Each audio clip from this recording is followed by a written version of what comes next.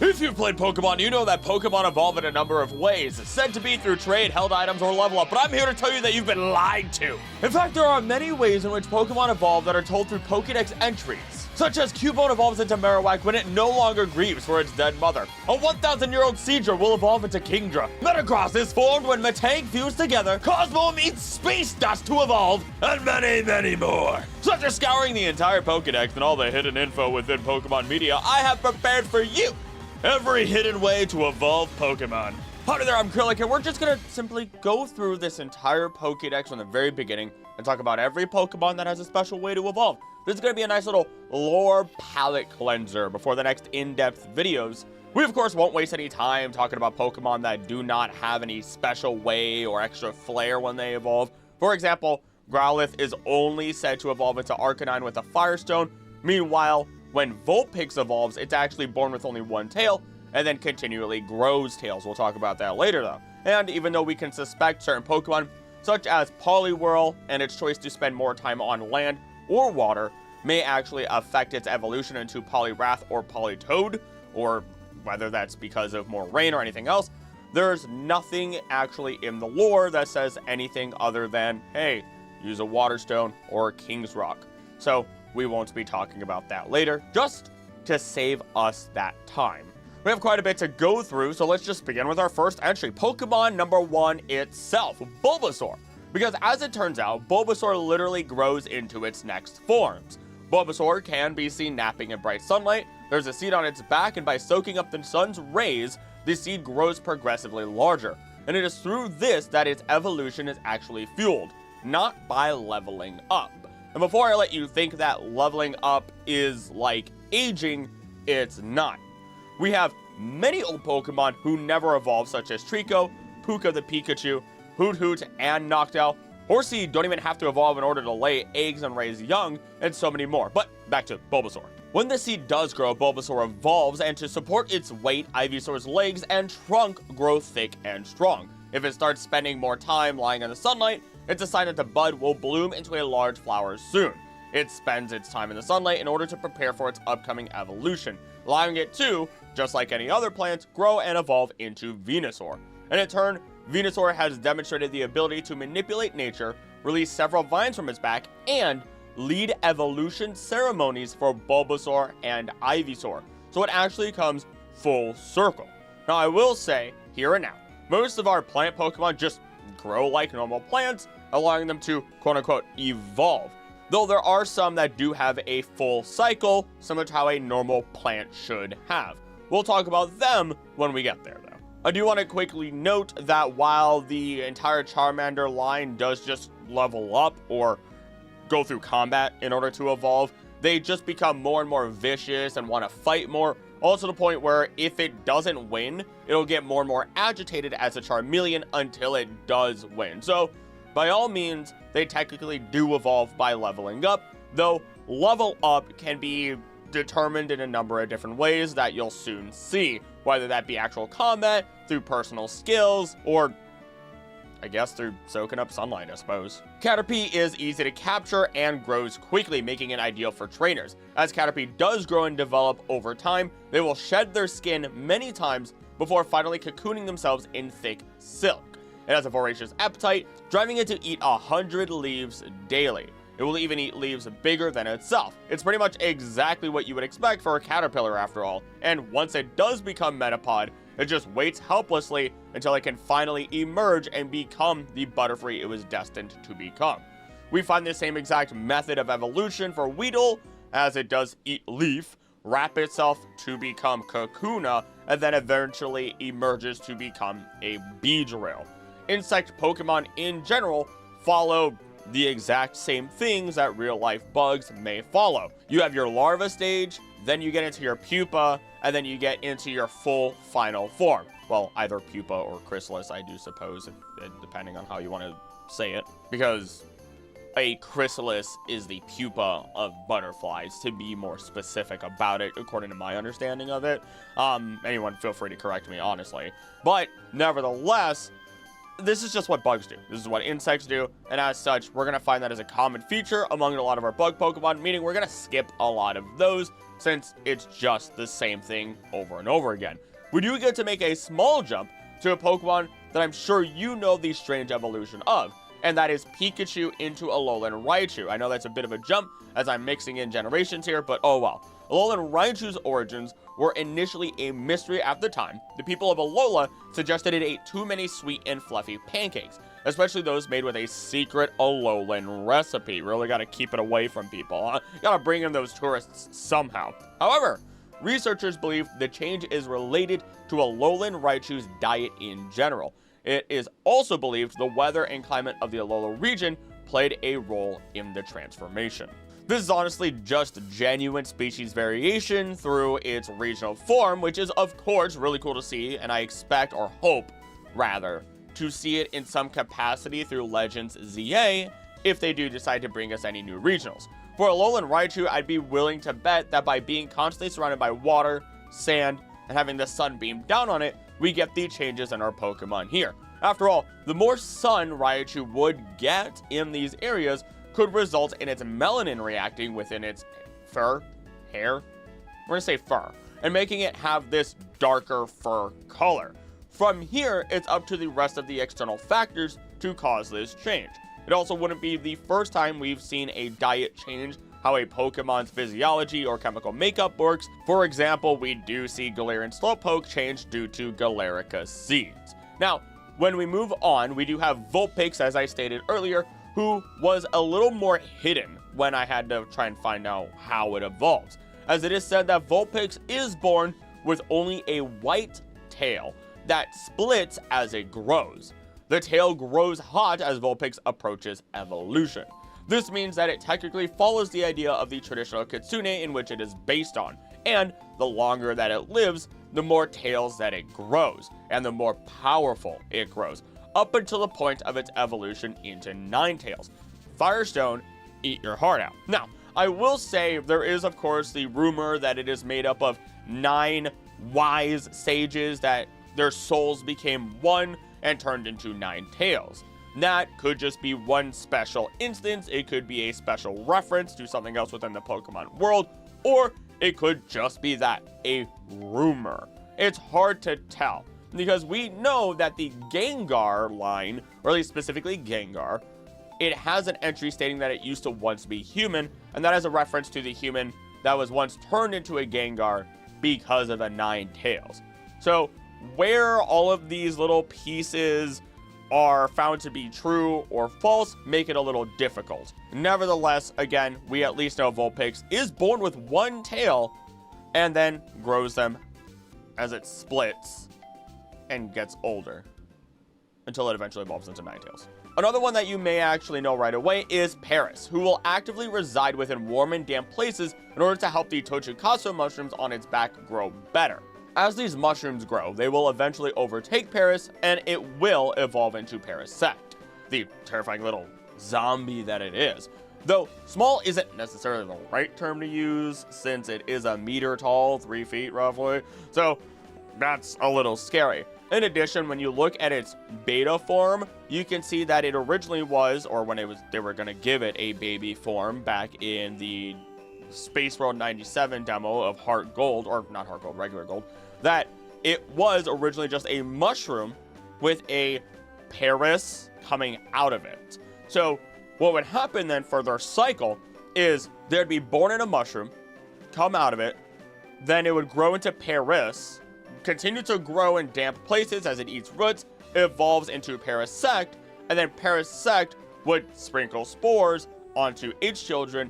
Alternatively, it would just lay its eggs, I guess, in a mushroom, which is dope, and we just don't get to see that. We don't get that at all, just like we don't get Tangela in its pre-evolved form showing that it's all hair, and it does have just a single eye underneath.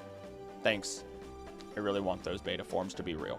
Or at least I want them to be canonical. But nevertheless, do I even bother explaining Diglett turning into Dugtrio? It isn't really a hidden thing to consider that it is supposed to be 3 different Diglets coming together, but that's where we'd all be wrong, because they are described as a team of Diglett triplets in the Pokedex. Dugtrio are actually triplets that emerged from one body. As a result, each triplet thinks exactly like the other two triplets.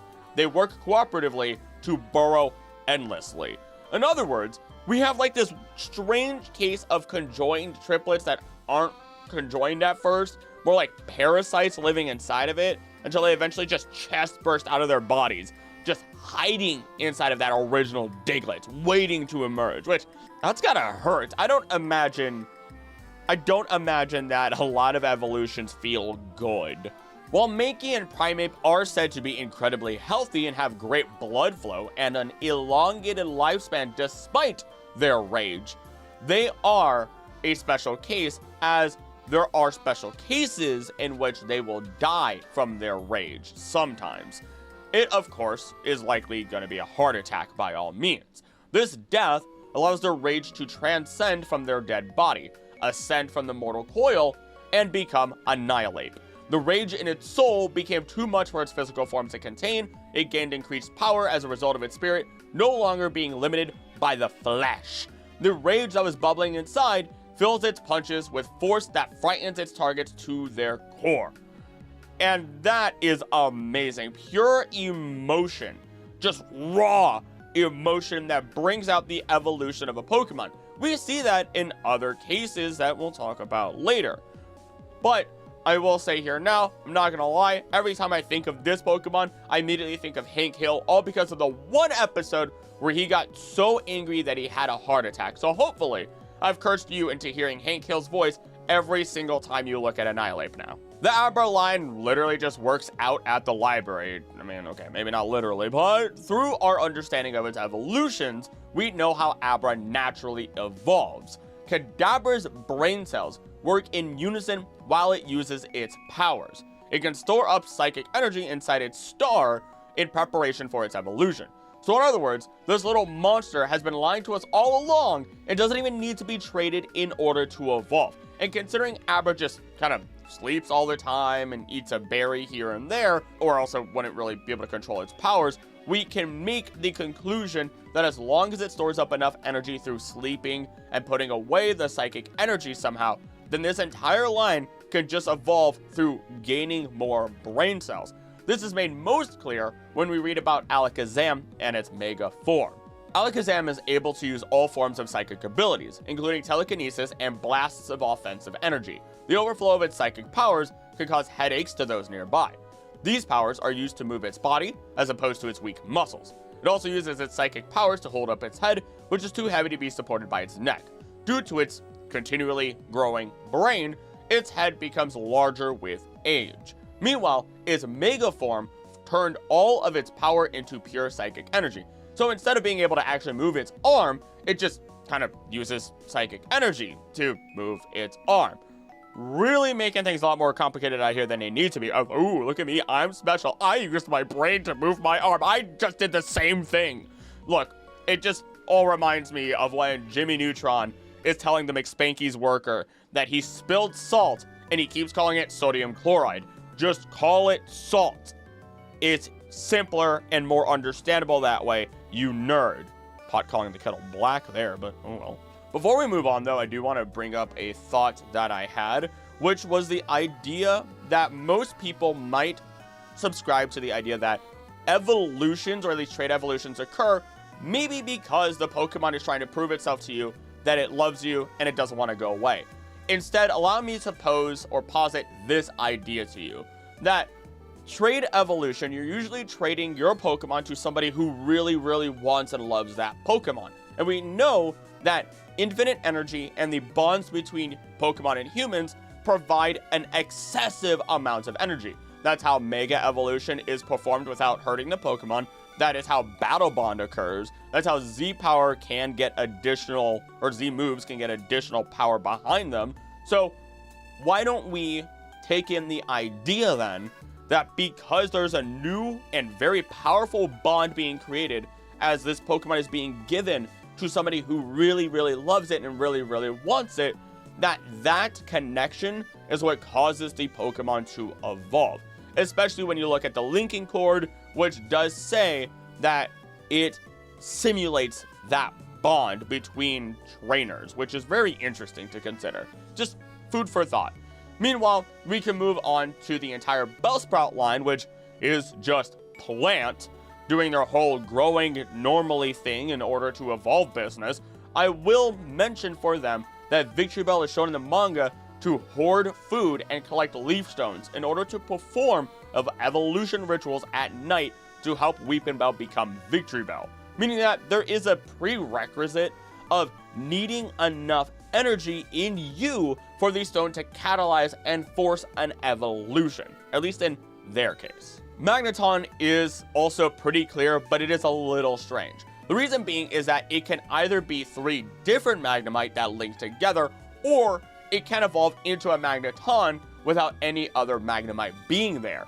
So there's a Pokemon that has a multiple routes for evolution. They appear more often, presumably, because of changes in the sun's magnetic field as sun flares occur, as per lore within the Pokemon world. And of course, when exposed to a strong magnetic field, the Magneton's atoms are all compacted further, and they turn into a singular unit, being Magnezone. Doduo also has the Diglett situation occur to it in some capacity, as in multiple Dex entries, it states how one of Doduo's heads splits into 2, thus creating Dodrio. Luckily, Doduo often have identical brains, otherwise this is just going to be a mess to deal with. Can you imagine if one of the heads is introverted? Say goodbye to recharging your social batteries ever again. Now, there are other Pokemon that seem to just kind of split. Now, this one at least seems more biological and something that'll just eventually occur. I guess we could have said the same, even though I don't have it included here in my script, of Aipom into Ambipom, because we know Aipom uses its actual arms and feet a little bit less, and rather prefers to rely upon its tail to grab things all the time, thus forcing its evolution into Ambipom, which has 2 long tails with big old grabby hands, so that way it can just use those. Meanwhile, its arms are incredibly weak and have no good gripping strength whatsoever. Grimer and Muck are an absolute mess, because Grimer is a living cesspool of germs, and if they run out of those germs, then it will die. But the more it eats, the more germs it creates, meaning it will eventually just grow into Muck and constantly be creating new biohazards within its body. And if at any point pieces break off from Grimer as it grows, then those pieces just become more Grimer. While it doesn't explicitly state that this is also the case for Muck, I would find it pretty fair to assume that Muck could break apart and make more Grimer. This would also work for the Alolan forms, despite those versions being a lot less dangerous and might only, at most, eat your couch if you forget to feed it.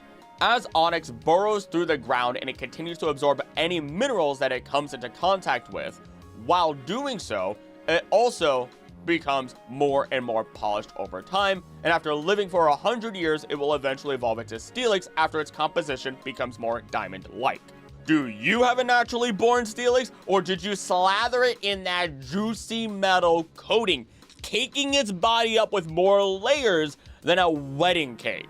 I'm just saying, it is actually kind of cool to imagine that with how old the planet is, there may be hundreds, if not thousands, tens or hundreds of thousands of Steelix just burrowing around the planet, creating a multitude of tunnels. Really hope the Pokemon planet is pretty big, because we know not many things are gonna go after Onix or Steelix, if anything at all. They're kind of essential for the environment. If you want to know a lot more about that, go check out my ecology series. I started from Kanto, got all the way through Kalos, and up next is Alola.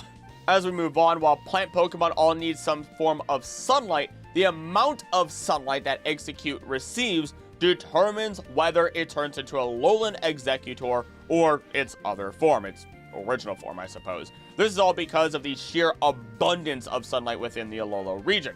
Luckily, for the Alolan variant, they're the same species, meaning they aren't absolutely blocking each other's sunlight in order to compete with each other and grow taller to make sure other plants don't grow as many plants might do. Unfortunately, though, our other Executors are gonna be struggling. The boy in the thumbnail itself, Cubone. It is called the lonely Pokemon because of its tendency to keep itself alone and avoid social situations, due to the trauma caused by the death of its Marowak mother. Cubone will often weep at night in mourning of its mother. When Cubone cries, the skull it wears on its head vibrates and emits a plaintive and mournful sound. On the night of a full moon, the cries are said to be especially terrible. Cubone seems to recognize the likeness of its mother in the full moon, and so it howls with a particular sadness. Its cries attract Mandibuzz, its natural predator, who uses this Pokemon's bones to decorate itself and its nest. It is said a Cubone will evolve into a Marowak once it comes to terms with the pain of its mother's death. Talk about a way to express grief in the Pokemon world. Honestly, the person who came up with Cubone literally thought, how sad would it be if a Pokemon died? And then came up with Cubone. Yikes. But, hey, it became something very beloved, and it actually doesn't stop there. Because within the Alola region, the only reason it evolves into that regional variant is because of the sheer number of threats that are there. Tons of water and grass types with some good power to them, at least lore-wise, putting Cubone in a terrible situation. Though, thanks to allies and perseverance keeping it alive, it is able to evolve into a Alolan Marowak, and even be able to create flames that call upon the power of its mother's spirit, flames that cannot be doused in or with water, that will endlessly chase you until you burn up and die. So don't mess with a Alolan Marowak. Say what you want, but Alolan Marowak is one of the most well-adapted variants of Pokemon to a new region. Up next is Wheezing, who is said to be formed when poisonous gases pool and two coughing fuse over many years. Very rarely, two coughing can become a Wheezing in a short time span because of a sudden mutation. Triplet Wheezing have been discovered, although they are extremely rare. We have the Dunsparce and the Dunsparce, in my opinion, but why don't we have Wheezing with the 3 heads? Why? Give me that variant. We deserve it at this point. Either way, when we continue to look at this Pokemon though, when we have its variant, Galarian Wheezing, that actually forms due to the polluted air found in Galar specifically, and will instead expel clean air instead of droppings. I never realized that on top of expelling gas, that Wheezing pooped. Does it poop from a specific hole, or is it like the world's worst sponge? You're welcome for your cursed info. Now, before we do continue, I do want to say thank you so much for watching. If you are enjoying this, ensure that you do subscribe. I've found out through many comments that people think I'm a very big YouTuber, getting hundreds of thousands of views a day, and no, that is not the case. I'm not. I'm really only just getting enough views to pay the bills, and luckily, memberships have helped a lot with that. Thank you for your generosity. Oh my goodness. So, if you would like to support the channel, the extra mile, and secure future content for everyone, consider becoming a member of the channel for as little as $3 a month, which will provide you with behind-the-scenes content, a shout-out as part of the credits of every video, and early access to videos. In addition, there are special goals I do have in mind every month, such as letting the community choose a Pokemon to have tattooed on my shoulder, if we hit 400 members on the channel. We're about 140 if I remember correctly right now, and that is a very terrifying idea to me. But even if you can't become a member, keep watching videos on the channel and commenting, as watch time and comments help every video immensely. With that then, I won't take any more time on this. Thank you once more, and on with the video. When we look at seadra, apparently an examination of its cells revealed the presence of a gene not found in Horsea. This likely results in it growing the scales necessary for it to naturally evolve into Kingdra after a long period of time. This actually relates to the myth that a seahorse that lives for 1,000 years can actually become a dragon. It's a very just short myth. I couldn't find the specifics of it back when I did have to look into it, but it just goes way back. It might relate to Sun Wukong, but I still could not find anything in specific. So if anyone else knows, please let me know. All I know is, again, a seadra that lives for 1,000 years will become a Kingdra. Thank you, Dragon Scales. Magikarp doesn't seem to ever state it directly in any of its Pokedex entries that call it weak, underpowered, pathetic, virtually useless, unreliable, worthless, helpless, reckless, feeble, pitiful, imbecile of a Pokemon that is nonetheless very hardy and fertile, ensuring that you will get tired of it. And I'm not remotely kidding. Those are all exact words that are used throughout the collection of Magikarp entries, and it is pathetically funny how hard the Pokédex just drags Magikarp, just ties it to the back of a bus and just sends it away. And you know what? You could probably look Magikarp dead in the eyes, say all of that, and it'll stare at you happily like you just somehow give it a compliment after that barrage of insults. Nevertheless, I digress, as Magikarp is rumored to evolve after it gains the ability to climb up a waterfall. This is supported through a scene in Pokemon Snap, where exactly this happens, and in a location in Pokemon Legends Arceus, where, I didn't realize it before this, but there is a waterfall in the Fabled Springs area of the Coronet Highlands, where a school of Magikarp can be found at the plunge pool of the waterfall, while a small population of Gyarados can be found at the edge of the top of the waterfall. This, of course, insinuates that the excess amount of Gyarados that you find there are the result of Magikarp climbing the waterfall, which is dope. I'm actually incredibly excited to eventually get to the point where I can actually cover the ecology of the Hisui region. It's going to be a headache, but it'll be fun. Kabuto becoming Kabutops is by far one of the strangest evolutions due to the fact that before it went extinct, Kabutops was in the process of evolving into a land dweller, as evidenced by changes in its gills and its legs. This change is thought to be due to its prey moving onto land as well. So, does this mean that Kabuto traditionally evolved into Kabutops, but thanks to Pokemon-based evolution and not traditional Darwinian evolution, it just bamfs into a Kabutops now? It kind of hurts my brain a little bit, because the only other thing that we can think of is that potentially, even though they weren't in the same era, we do have Anorith evolving into Armaldo, and through doing so, it goes from a sea scorpion stabbing at everything in the water and being an apex predator to becoming a creature that is now on land. Though, again, Kabutops is also very sea scorpion coated, and it just gets really nasty, again, considering the time difference. Maybe I have an ancient Pokemon video, but I'm very tempted to redo it now that I've become a lot better and eloquent and to the point with my words and the videos. So we'll see if I redo some of the old videos and add a lot more oomph to them. Nevertheless, we have our last duo, really, for Generation 1, which is the Dratini line. Dratini's life energy is constantly building, so it is always growing, and can reach lengths of over 6 feet, 2 meters. As it grows, it sheds its skin regularly. It hides behind a rapid waterfall during the process to protect itself, since the new skin is soft in texture. This will actually lead it to becoming Dragonair, who hosts a large amount of energy within its body, which it can discharge through the crystals on its neck and its tail, though no info is stated on any other special way in which Dragonair evolves into Dragonite.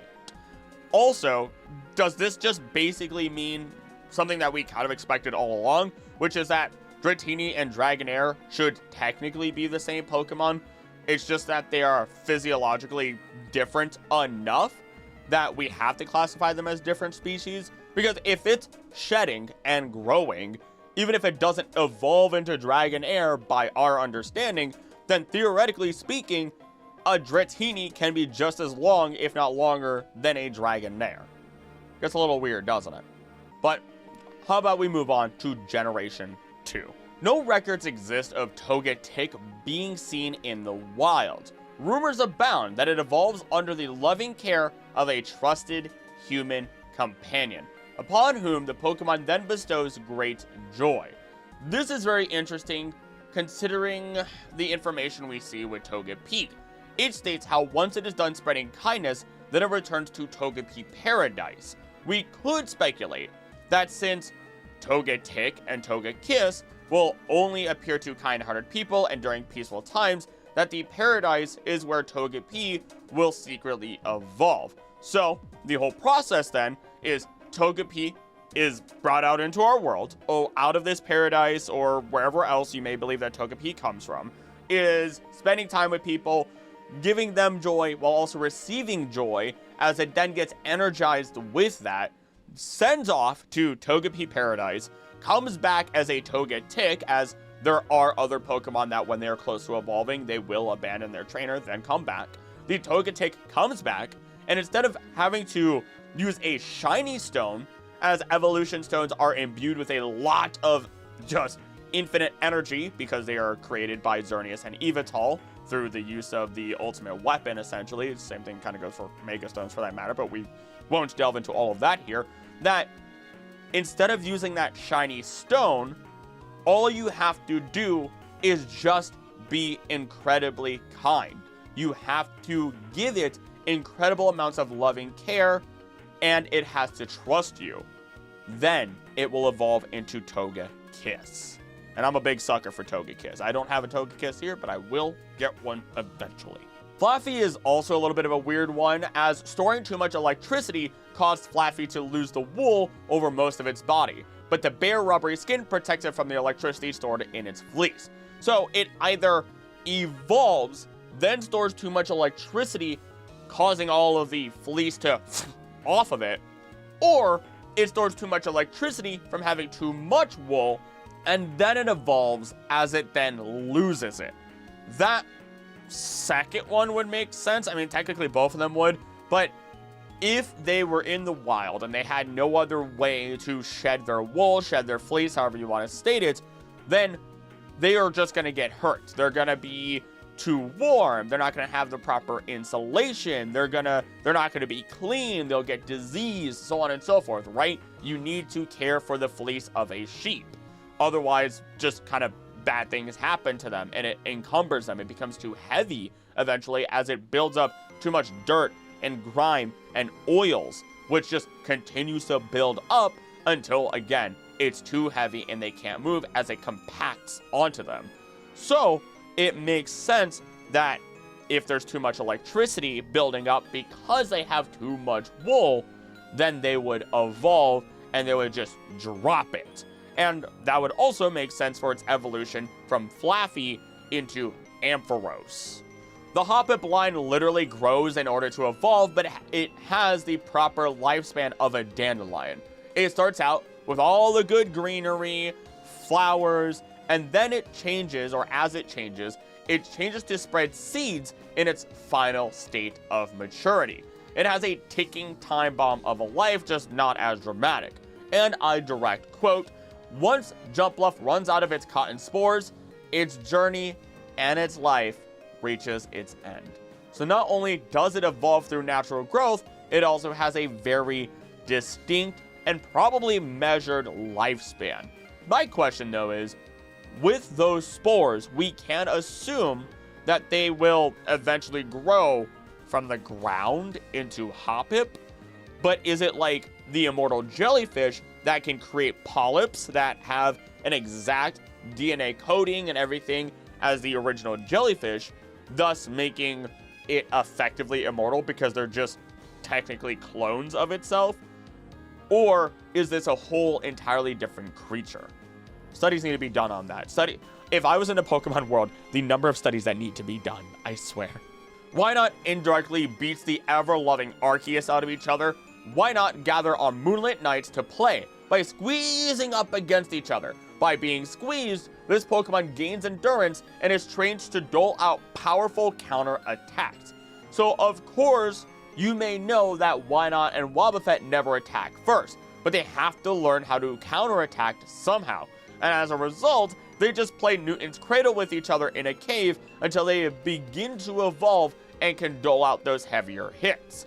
Just imagine The sheer number of Wynots squeezing against each other in the cave, and because they want more space, they're pushing against each other, the counterattacks just blasting off, the sheer impact sounds constantly happening like a machine firing off, all up until they eventually evolve and you just hear a cataclysmic kaboom, which is the Wobbuffet just slamming down on 5 Wynots.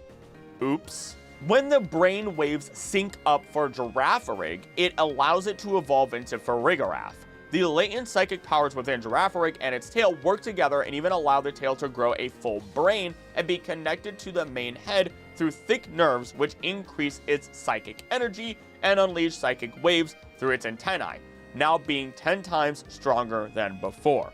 I have a weakness for Girafarig. I love that it evolved into Farigiraf. I love that it's just a little giraffe space astronaut. And you're telling me that in kind of a creepy way, there are thick nerves that connect these two brains together. And they actually work now. Not just the regular Girafarig head and then the tail head kind of being brainless. No, both of them have a brain and they're connected. I wonder how the thoughts are shared and if emotions are shared as well then. Slugma literally just hardens. I'm immature. Slugma's circulatory system is composed entirely of magma, which delivers vital nutrients and oxygen to its organs.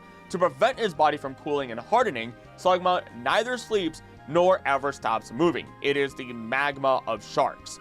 If its body does begin to cool, it will become brittle and may break apart. Slugma constantly seeks warm places and gathers with other members of its species in mountains and volcanoes. Meanwhile, when we look at Magcargo, it does state, while its shell is brittle enough to be shattered with a slight touch, Magcargo can reform its body by dipping itself in magma, not lava, magma, deep down. It can be found in mountainous regions and can be seen living in volcano craters for tens of thousands of years. According to one folklore, when the wild Magcargo population suddenly increases, it's a sign that a volcano eruption is coming. So the alternative way it could be evolving is just by picking up pyroclastic material and attaching it to its body. As per National Park Service, collectively, the fragments ejected during explosive eruptions are termed pyroclasts, meaning fire broken from the ancient Greek. Pyroclasts may be ejected while still molten or partially molten, or may consist of solidified magma or of other rock fragments. Pyroclasts may also include individual crystals, crystal fragments, and fragments of volcanic glass.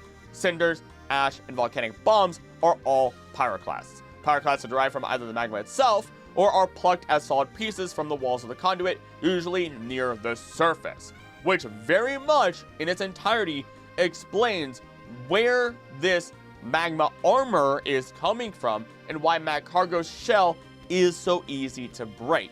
It is not technically rock, but rather volcanic glass formed from magma, which is why it goes so deep in the volcano for magma. Now, I know it isn't technically Generation 2, but we're going to put the entry here anyway when we talk about Galarian Corsola, who are commonly found in the remains of prehistoric seas. While they can be mistaken for ordinary rocks, they will curse anybody who kicks them by accident. Galarian Corsola consumes spirit energy from the life force it absorbs. This diet eventually causes Corsola's shell to break. Its body then becomes incorporeal, and its spirit energy pours out, thus completing its evolution into Corsola. So, just kick a number of these, whether you're a Pokemon or a human, and eventually you'll help fuel this thing while sacrificing your own life force to burst from its corpse and evolve into this ectoplasmic monster, which is really cool. The Galarian Corsola is another one of my absolute favorite regional variants. Similar to Alolan Marowak, Stantler being introduced to harsher environments allows it to evolve into Weirdeer. In the past, Stantler lived in tougher environments with more enemies, which strengthened its psychic powers and allowed it to evolve into Weirdeer. Pretty direct. After all, we do see how Stantler will use its abilities all the time to hypnotize people with its psychic energy, produce illusions in order to escape predators. So if there's a ton of predators, it would mean that it's constantly using these powers it would need more power, and more power will eventually result in its evolution. And finally, to round out Generation 2, the last one we have is a secret little bug, being Larvitar, who is born deep underground, far from its parent. It emerges to the surface and grows by consuming soil, and it will eventually enter its pupal stage upon eating an entire mountain's worth of earth. This pupal stage is an evolution called Pupitar. So larva, Larvitar, pupa, Pupitar. It's a bug, kinda. So it behaves like a bug Pokemon, and in fact will kinda hatch from Pupitar into Tyranitar. The weird thing about it is that the shell becomes the belly for Tyranitar, and when Tyranitar Mega evolves, its back splits open as if that's just another shell. Though, unfortunately, that Mega evolution does very directly state how it effectively kills Tyranitar, and only adrenaline is keeping that Pokemon alive while it's in its Mega form. So maybe we don't do that, and sure, maybe Larvitar just needs a ton of dirt and a ton of time, and that's all that it needs in order to evolve, not necessarily combat experience. Also, I kind of wonder if there are people out there that are using Larvitar to create, like, delicacy coffees, because there's an animal out there, I don't remember the name of it off the top of my head. You guys have helped me when it comes to animal names before, thank you. But there's an animal out there where they feed it coffee beans, and when it excretes them, they are still in coffee bean form, but there's something about the chemicals and the biochemicals, really, that are inside of this creature's body in real life that allow the flavor of those coffee beans to be enhanced, thus making it a delicacy. And all they need to do from there is properly wash and sanitize these beans, and then you can use them for coffee. I've never had it, and if it wasn't super expensive, I'd be willing to try it. But unfortunately, right now, YouTube is not making the big banks. Even then, I don't know if I'd be a person who spends that much money. That seems excessive. I'd rather spend it on commissioning artists. Generation 3, we're gonna skip a lot of the bugs because they are literally just consume leaf, cocoon, metamorph into a final form. And so we actually start with the Ralts line, who is very interesting as it also states how it evolves indirectly. In fact, we have to look at Kirlia and Gardevoir's Mega form to get an understanding of how it works. Kirlia and then Gardevoir's Mega form. Kirlia does not have a Mega form, for anybody who misunderstood that. Kirlia uses the horns on its head to amplify its psychokinetic power. When the Pokemon uses its power, the air around it becomes distorted, creating images, mirages of non-existent scenery. It resembles a maiden in appearance, but it wields strange powers to project visions of paradise. I suspect the crimson ornaments on its head are the key to its abilities, as per the Pokedex. Also, the only reason I grinned there was because I read Maiden, and I thought of Elden Ring, so I thought of Maidenless. Gosh, I might have ADHD. Anywho, when we look at Mega Gardevoir, there are now 2 horns in the center of its chest, extending to either side. These horns are said to be a physical manifestation of this Pokemon's heart, and it is now able to use tremendous psychic power now that it is open. So, looking at this, we also know that Ralts will consume positive emotions, and its body will then warm up. So it's like a metabolism of sort, as your body does warm up a little bit as you are metabolizing stuff. Typically, you either absorb or send out heat. So it's storing the energy away, potentially. And then we can suspect that it is similar to how the Abra line works and how they will fuel their evolution naturally, not through fighting, but simply through absorbing positive emotions for this Ralts line.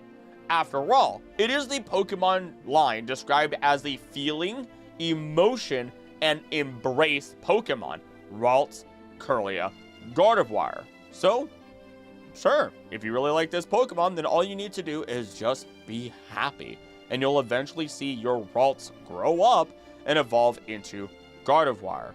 Gallade's a little different, as the only bit of information that may help it naturally evolve rather than using a stone to help it evolve is through the idea that Gallade is known to be sharply aware of a person's wish for help and seeks out those who needs its assistance in battle, fighting savagely with fast and fierce attacks. Now, when we look at Gallade and Gardevoir, we do have a very much kind of knight and guardian angel type relationship going on. That's kind of a big motif of the two of them. So maybe through your wishes, your mentality, your emotions, they are able to tell what you need because Pokemon bond with you emotionally, what you genuinely need in order to survive, to be protected. They are protector Pokemon. And as such, who knows? It could theoretically be a chance on whether it evolves into Gardevoir or Gallade through natural means, if we're excluding these stones. While it is a grass type, it is fun to know that Shroomish evolves through growing as a mushroom would. Shroomish live in damp soil in the dark depths of forests. They are often found keeping still under the fallen leaves. This Pokemon feeds on compost that is made up of fallen, rotted leaves. This would effectively mean that Shroomish is technically the actual fungus, and then Breloom is the sexual organ that is an above ground mushroom, you know, the one that you eat. Weird to think of it that way, but oh well. We're all about the cursed information here today, I guess. Theoretically speaking, when we look at Vigoroth's info, we can see that stress may actually be the reason why Slackoth evolves. Vigoroth is simply incapable of remaining still. I feel that energy. Even when it tries to sleep, the blood in its veins grows agitated, compelling this Pokemon to run wild throughout the jungle before it can settle down. Its stress level rises if it cannot keep moving constantly. Too much stress makes it feel sick. This is kept constant through looking at how Slackoth's heart beats at about 10 times a minute, while Vigoroth's beats a lot faster. Then, of course, after its midlife crisis, let's say it does get stressed, becomes a Vigoroth, has its midlife crisis, it then just kind of chills out and eats a bunch of grass as an old man as it evolves into Slaking, who now refuses to move until it can't reach any more grass. Then it'll just kind of move over a couple feet and lay down and start eating all over again. So assuming then all you have to do is stress out your Slackoth, calm down your Vigoroth, and then you can have a Slaking. Hariyama is just the mascot of the song Tump Thumpin' by Chumbawamba. I get knocked down, but I get up again. Ain't nothing gonna keep me down. Makuhita is very gutsy and never gives up, no matter how many times it gets knocked down. Energy is built into its body each time it rises back up. Broken trees often surround its nest because it trains by slapping and slamming into them. It is known to mistake Executor for a tree and often gets flung away as a result. This Pokemon eats lots of food and gets plenty of sleep. I am stumbling on my words today. Its rigorous training and lifestyle gives it a sturdy body able to withstand any attack. All that energy gets stored up, and of course then allows it to evolve into Hariyama, who is not fat, but is rather just a block of muscle. So if you really want to make it evolve faster, just let Hariyama get knocked down over and over again. And that's assuming that it just has to get knocked down. What if that is just the case? What if it just has to be this weird punching bag where you just kind of push it over and over again, and then it'll eventually evolve? Doesn't even have to be winning fights. Doesn't even have to be gaining any skill, although you definitely want it to. Otherwise, it'll just be a big old Hariyama that doesn't know how to use its big old hands. Nosepass evolves into Probopass, of course, through being exposed to strong magnetic energy. But since its nose is a powerful magnet, then all it needs to do is, as it does, hunt for minerals that can boost its magnetic powers and consume them. This boosts its magnetic powers within its body, while also serving as a double-edged sword, as it then, unfortunately, becomes a target for other Pokemon needing magnetic material in order to evolve, thus turning Nosepass into Prey Pass. That doesn't sound as good out loud. I thought of that on the spot. That one did not sound great out loud. You can make fun of me for that. Aeron is actually another one that's very interesting, as the iron part of its body is just an excreted metal shell that covers it, kind of like it's just an extra layer of skin, not its actual body. Aeron feeds on iron ore that it digs from mountains. it uses this ore to make its body. Sometimes hunger will drive it to descend from the mountains to eat bridges and rails, which makes it a pest. It makes a new suit of armor after evolving, while its old discarded armor is salvaged for making iron products. So just like with the Flaffy situation, we either have a Pokemon that continues to grow and shed a shell similar to a reptile as it will eventually evolve, or it evolves and then it sheds its shell. I am assuming that it will continually shed and molt that iron shell that it is creating, as, I mean, if it's iron, it's gonna corrode. It's gonna naturally corrode over time. It's not a, what is it called?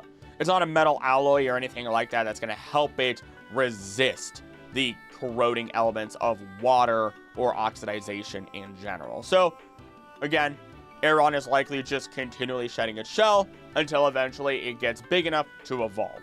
Metatite reaches enlightenment in order to evolve through mental training and fasting. Metatite heightens its inner energy and spiritual power through meditation, which also allows it to levitate. It trains hours a day and never skips its daily yoga training. Metatite's training never ends, since it constantly loses concentration and focus while meditating. It eats one berry per day as part of its training, which tempers its spirit and makes its senses sharper. We can actually confirm this theory through Metacham's information. Through the power of meditation and fasting, Metacham has developed a sixth sense. This allows it to use psychokinetic powers and heightens its energy to enhance this sixth sense. It only eats once per month. So again, Metatitan and Metacham, all it has to do is fast and meditate, unlock its sixth sense, and then that allows it to evolve into Metacham, which it then just continually makes that sixth sense better, which will, assumingly, allow it to eventually mega evolve. Trapinch is another secret little bug, as it can go a week without water or food. Actively hunting for prey, it digs into the sand to build its bowl or cone-shaped nests, waiting for prey to tumble inside and become trapped. When night falls, it digs itself a spot underneath the sand and goes to sleep. This all draws upon the inspiration of the antlion, which I know I'm not going off of inspirations a lot. I want more of the direct lore from the world itself or the Pokedex, but I feel like this is a very good exception, especially including the fact that when we look at an antlion and it's, almost said real life evolution, but when it does actually become its final form and grow and metamorph, that Vibrava is just the mature form of that. Flygon is a whole other ball game. So here we have, again, Trapinch being a secret bug waiting to grow and quote-unquote evolve. Cacnea into Cacturn is another incredibly strange one, as Cacturn's blood has transformed into sand thanks to it living within deserts for so long. This actually may be the catalyst required for Cacnea to evolve, just to spend longer amounts of time in the desert. But imagine how messed up that is, how that would feel in your body grinding against your veins. This also insinuates, though, that Cacnea indeed does have blood and veins, meaning that we don't really know what's actually inside of that cactus shell that it wears. If you look at any form of animation for Cacnea, you will see that when it blinks, those big old black parts that you might think are, I was about to say sclera, that's not the case, whatever, the outer ring does not change. The cactus is a shell. Clay Doll has a body that is prone to melting when wet, and uses its psychic powers to protect itself from rain. It was said to have started its life as an ancient clay figure created 20,000 years ago by ancient people, who apparently modeled it after something that descended from the sky. We can suspect that this thing that descended from the sky is actually Celesteela, but if you want more of an explanation on that, go watch my Pokemon Iceberg video. I am multiple parts into it, and it is the longest iceberg I have ever seen. Lots of content there. But back to here, we also know that it evolves from Baltoy, which is literally a living clay figure. So we could suspect that you could just make Clay Doll from Baltoy by just properly adding clay to its body and forming it around it. Could this mean that we could have 100 different variations to this Pokemon? Absolutely! That would be pretty cool. One thing that was brought to me in the stream where I was doing the research for this was, imagine like Chinese style porcelain white with the blue on it type clay doll, and I don't know, I suspect make it a different typing, maybe make it a fairy typing, maybe, you know, it's not ground, maybe it's steel psychic, maybe it's anything along those lines. Just make it a little bit different. There's a lot of variation opportunity with this Pokemon, especially when we look at different cultures throughout time. Feebas can actually evolve on its own in the wild, though it is incredibly rare. In the Pokemon Journeys the Series episode, The Cuteness Quotient, Prism scales are revealed to form naturally on Feebas on occasion. Luckily, it is considered an incredibly shabby Pokemon in the world, and as such it is left alone, even by the bully known as Crodons within the waters, that they are both found in. So you don't necessarily have to throw it in the beauty pageants in order for it to feel beautiful and accepted by others. It can hopefully live long enough through its sturdiness and ability to just live in any sort of stagnant, polluted waters, and eventually find its own self-worth and eventually evolve naturally into Melodic. Which, with Melodic being a beauty stat, it was also brought up to me the idea of, what if we had Melodics that were evolved from any of the other stats, like the cool stat, for example? Just more food for thought. Banette is driven to life by a powerful grudge. It keeps its life force safely in its body by means of its zipped up mouth. If unzipped, it will lose its energy. Yet somehow, Shuppet evolves into Banette. When we look at Shuppet's info, we may get an idea of how, as the horn collects the negative emotions of people on which this Pokemon feeds. The emotion it feeds on include anger, jealousy, resentment, and malice. So, some people are grateful for its presence. This also helps Shuppet become slowly stronger. So, theoretically then, all it takes is for one incredibly malicious emotion to be absorbed by Shuppet for it then to evolve into Banette. Something that would drive a grudge, maybe murder, maybe flat out murder is the full-on grudge that drives Banette. After all, when it does become Banette, it kind of does seek vengeance on the person that left it behind, so yeah, that might be the case. So maybe, you know, don't have absolutely horrid thoughts and your Shuppet won't evolve into Banette, which, even if you do evolve it into Banette, then it gets weird because then it could turn into a doll if you treat it right. Not sure. Not sure how that would really work if it was never a doll to begin with. Either way, why don't we move on to Duskull, who will eat the vital energy of children. Then, Dusclops will literally eat anything that its body can absorb, only for those things to never be seen again. Souls, car keys, your left sock, spare change you could ever want, even that moldy container of food that you said you would throw away for the past 3 months but still haven't. If that doesn't make you go throw away the food in the back of your fridge, I recommend you go get that taken care of while letting this video run for you. Anywho, if you feed Dusclops a Reaper Cloth, and yes, I mean it, feed it, because that cloth is said to be imbued with horrifyingly strong spiritual energy, and yet somehow, because Dusclops just eats everything, you kind of feed this thing to it, and you manage to evolve it. If you can somehow manage to recreate that cloth or imbue Dusclops with enough equal to it spiritual energy, then you could evolve it into Duskmar. Alternate method right there, baby. So go become one of the channeler classes that are within the world of Pokemon and just keep shoving souls into Dusclops until it evolves. One that I don't even need to look at a script for on this one is Clamperl, because of the fact that how much I despise the complicatedness of it, but love it all the same. So Clamperl produces the pearl inside of its body, right? Well, that pearl is not a pearl, but is in fact an egg. Now, when we look at Clamperl, it has been shown to evolve within the East or West Seas if there are fragments of the deep sea scale or deep sea tooth just kind of floating around. This is because of Huntail and Goribus just kind of existing and shedding these pieces of their body off, or they break off, and then they kind of dissolve into the water over an incredibly long period of time.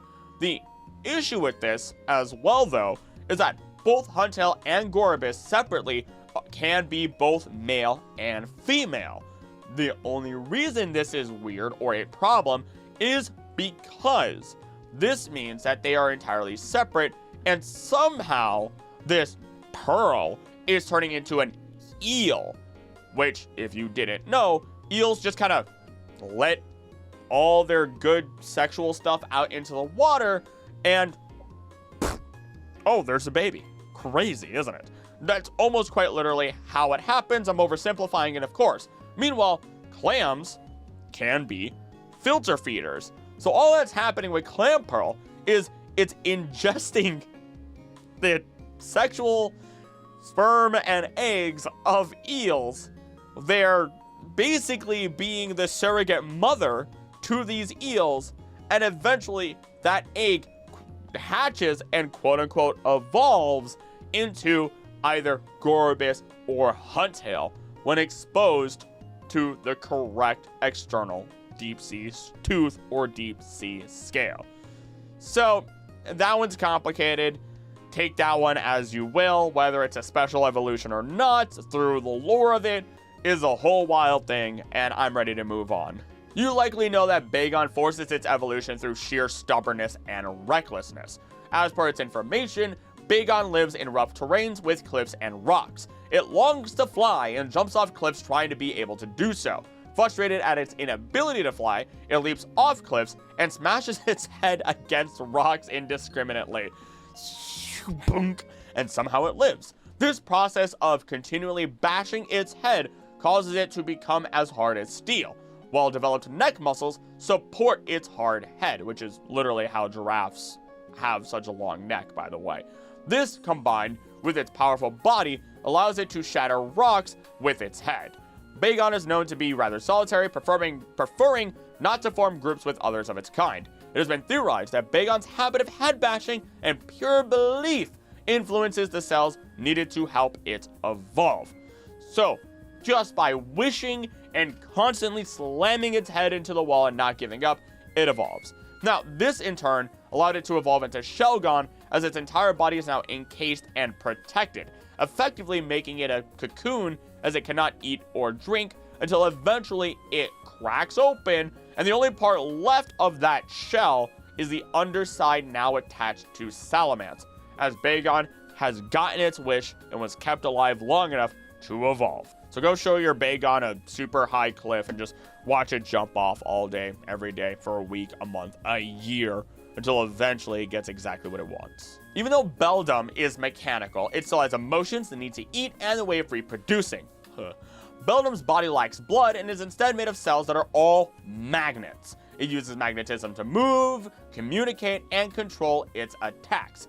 Beldum sometimes gathers in swarms, communicating with each other telepathically and magnetically, and moving in sync. Now, Metang is formed when two Beldum fuse together. A magnetic nervous system joins the brains of these two Pokemon. This linkage allows Metang to generate a strong psychokinetic power that is then doubled. However, it does not increase its intellect. It pursues Nosepass, loving its magnetic minerals. Came back. Now, Metagross just goes a little bit further than that, being the result of two Metang fusing together. This gives Metagross 4 brains in total, all connected by a complex network of neurons. Because of these complex connections and a number of brains, this Pokemon is capable of performing complex calculations and is more intelligent than a supercomputer. Every time I read supercomputer, I think of Jumba Chukiba from Lilo and Stitch. Now, I will note that with Metang, when it evolves into when it evolves from Metagross into Mega Metagross, it can just combine more, fusing with other forms of itself. Now, all of these Pokemon need a strong enough external magnetic force or to produce enough magnetic energy for them to permanently fuse and overcome all the different magnets that make up their own bodies. In fact, though, there are only 2 places so far that I know of that you can find a wild Metagross, one of them being in the incredibly frigid environment created by Kyrem in Unova, or within the Crown Tundra. And this is all because magnetism is stronger in colder environments or colder situations. Thus, closing out our Generation 3 Pokemon as we move on to Generation 4. With Generation 4, we do get to immediately talk about one of our starters being Turtwig, whose Soylent Tree continued to grow from seedling to full tree that can either just continually do so without any Pokemon on it, or, as it does evolve, allows it, as Torterra, to allow other Pokemon to cohabitate on it happily. So, you know, it's pretty much a super simple thing, just considering something very similar to Bulbasaur, but now it actually helps more than just its own species or just other plants, but instead creates a habitat for other Pokemon. Now, it's difficult to tell if Rampardos went through traditional evolution or if Cranidos evolves into Rampardos due to its headbutting habits. This is because it states its strength lies within its fierce headbutting attacks. A charging Rampardos can knock down virtually anything within one hit. 100 million years ago, it lived in jungles where it ruthlessly chased its prey while tearing down trees in its path. Rampardos has the personality of a brute. It enjoys barging into objects with its head to train its strength and reflexes, and this resulted in its skull growing a foot thick and harder than steel, which prevents it from fainting if it crashes into anything, even other charging Rampardos. Long after its passing, ancient people would dig up its well-developed skull fossil and use it as a helmet. However, because its skull grew so thick, its brain became even smaller than its previous form, the Cranidos, leading to theories that its stupidity led to its extinction. Just enough brain damage to evolve, not enough brain left to live. Though considering Bastiodon is known to exist and frequently be found in fossil form near fossils of Cranidos and Rampardos, we could suspect that their specific conflicts helped them evolve, whether that be through traditional Darwin evolution or Pokemon evolution for that matter. So, either A, we have the situation where a Cranidos has to continually hit something with its headbutts in order to evolve into Rampardos, whether that be an actual battle or anything else, or alternatively, it is through the interactions that we would then have between Shieldon and Cranidos that would then fuel both of their evolutions. The unstoppable force versus the immovable object. Weasel just evolves into Floatzel simply because it's chasing prey in the water and needs a better flotation sac and faster movement with its tails. It's pretty simple. The more it used it as a Weasel, the better it gets as a Floatzel, but unfortunately, its prey will eventually evolve and it won't be able to chase it as well anymore. As such, it evolves into Floatzel and is able, with its newly developed flotation sac and faster spinning tails, to actually hunt down the prey that it was before and get a little bit more food now. Cherubi has a short stem with two big green leaves and a second, much smaller head growing out of it. This second head is vestigial in terms of function, but it contains nutrients that contribute to Cherubi's growth as its initial source of food. The second head is apparently edible and has a sweet taste, and several Pokemon such as Sturly have been seen trying to pluck it off. When the second head begins to bloom and wilt, it means Cherubi is close to evolving. The second head detaches after Cherubi evolves, which then becomes food for other creatures. In other words, if I understand correctly, if you pluck the second head off of Cherubi, there's a very good chance it will never evolve. Sure, it could have sunlight coming in, it does have green leaves, it could be doing some form of photosynthesis to help give it a energy that it may need to convert nutrients that it is getting from that vestigial head into evolutionary energy and just general plant growth, but otherwise it might not be getting the necessary nutrients if it didn't have that head. So just don't remove the second head and it will evolve naturally. Considering that Drifloon and Drifblim grow through devouring the souls of others as per their info, the raw material for the gas inside its body is souls. When its body starts to deflate, it's thought to carry away people and Pokemon. Then it would just come back fully inflated again. This very well could mean that Drifloon naturally evolves into Drifblim once it has enough souls within its body. though it can also deflate without devolving, so that one's a little bit shaky. Mime Jr. is a little bit of a paradox as well. The reason being is that Mime Jr. loves to mimic people or Mr. Mime, or even Galarian Mr. Mime and Mr. Rhyme in their habits to just be like them because it idolizes these figures. By doing so, it eventually gains more and more skill to the point where Mime Jr. will eventually either evolve into Mr. Mime or Galarian Mr. Mime and eventually Mr. Rhyme. The weird part about it though is that who was or what was the first Mr. Mime or first Mr. Rhyme?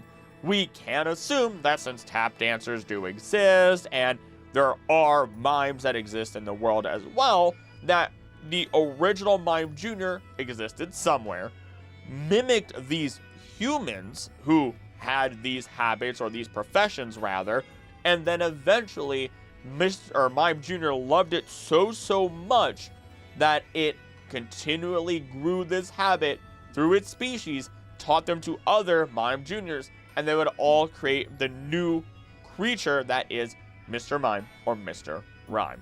And if we don't consider it that way, then we have a weird paradox. So who knows?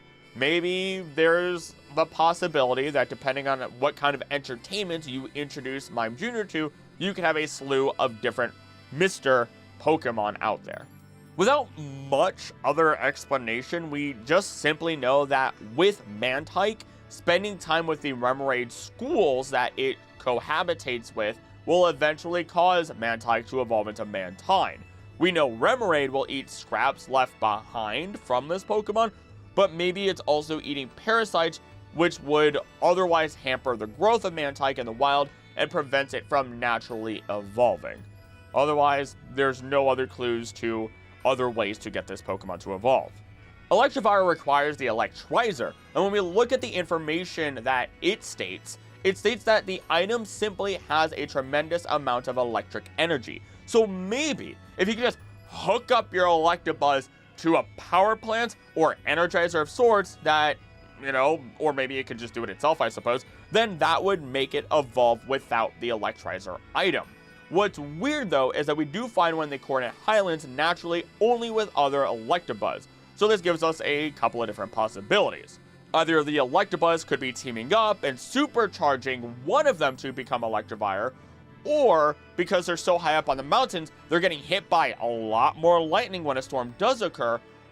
Or, actually there's another option, which is that the space-time rift that is there could have let out other forms of lightning, not just the enraging lightning that affected the noble Pokemon, which would then cause Electivire to come into existence after one good blasting.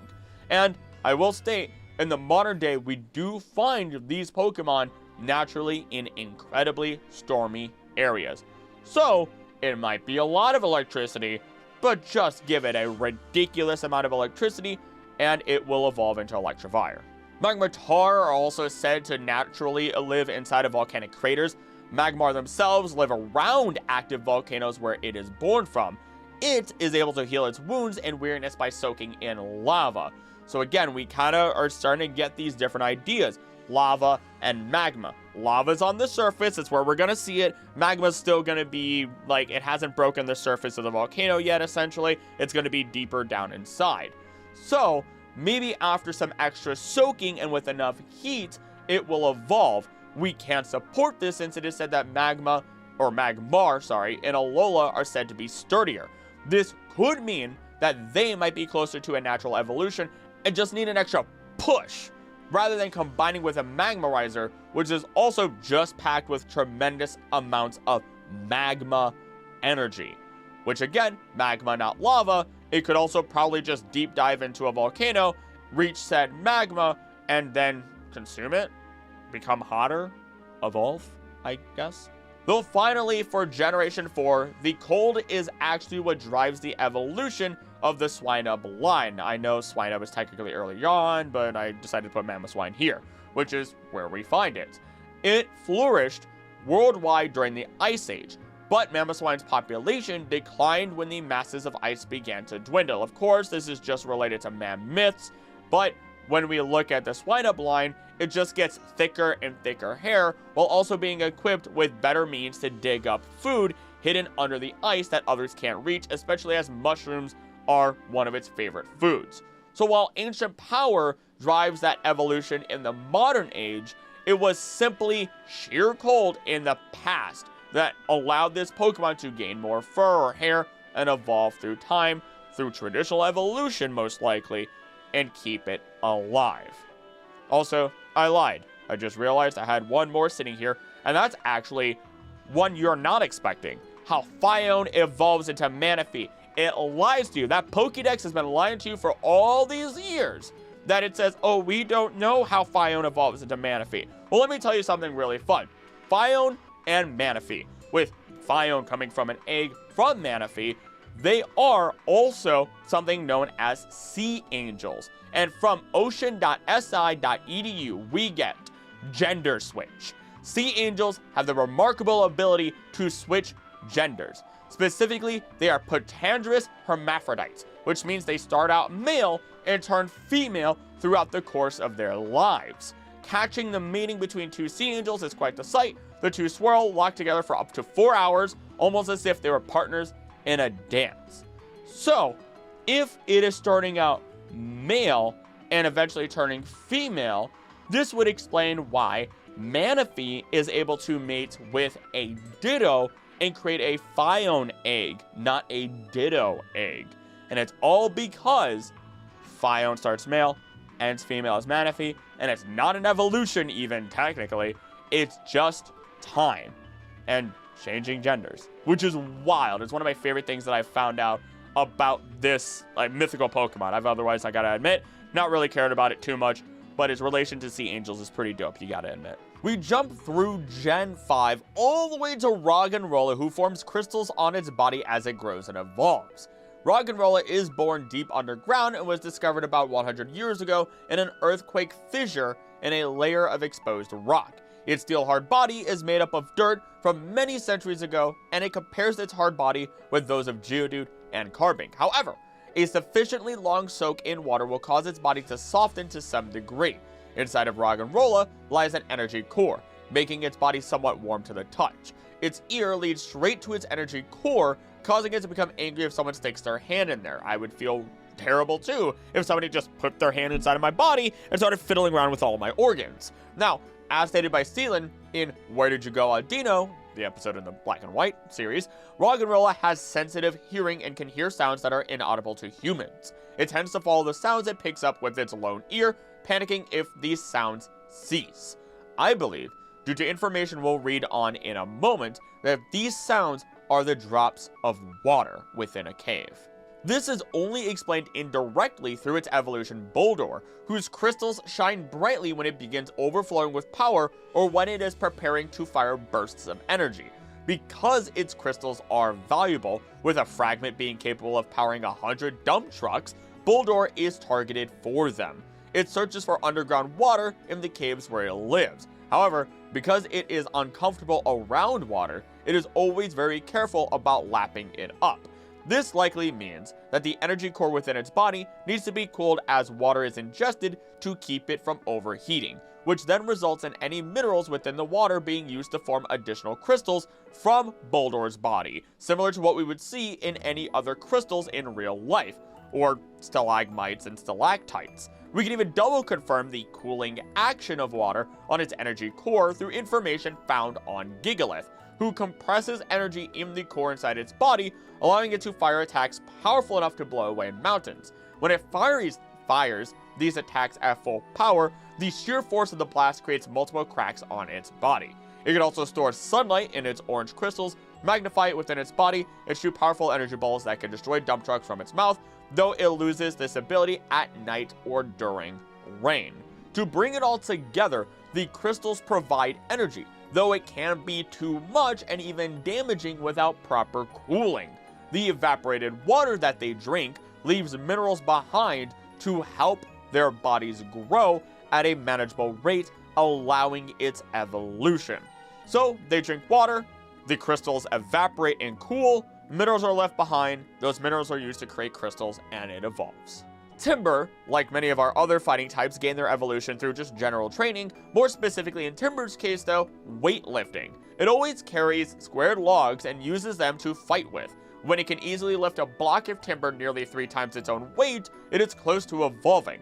It is usually found near construction sites, helping construction workers. And from here, the only difference in evolution method is that Girder excels at demolition, which we could then assume is the training method that allows it to evolve into Conkeldurr.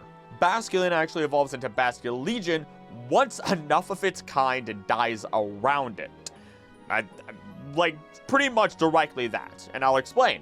Basculegion's evolution is achieved by a white-striped Basculin being possessed by the souls of other Basculin in its school who did not survive their harsh journey swimming upstream. These souls wrap around Basculegion's body, particularly along its rear half, and they are colored red on male Basculegion, said to be caused by the soul's rage, and light blue on female Basculegion, whose paleness resulted from the sadness within the souls. Literally carrying your entire dead family with you to help you reach your goal. And they do flat out assist the Basculegion itself with staying alive, having additional strength and power, all to the point where it can actually reach the top of its journey as they're going to go upstream and be happy.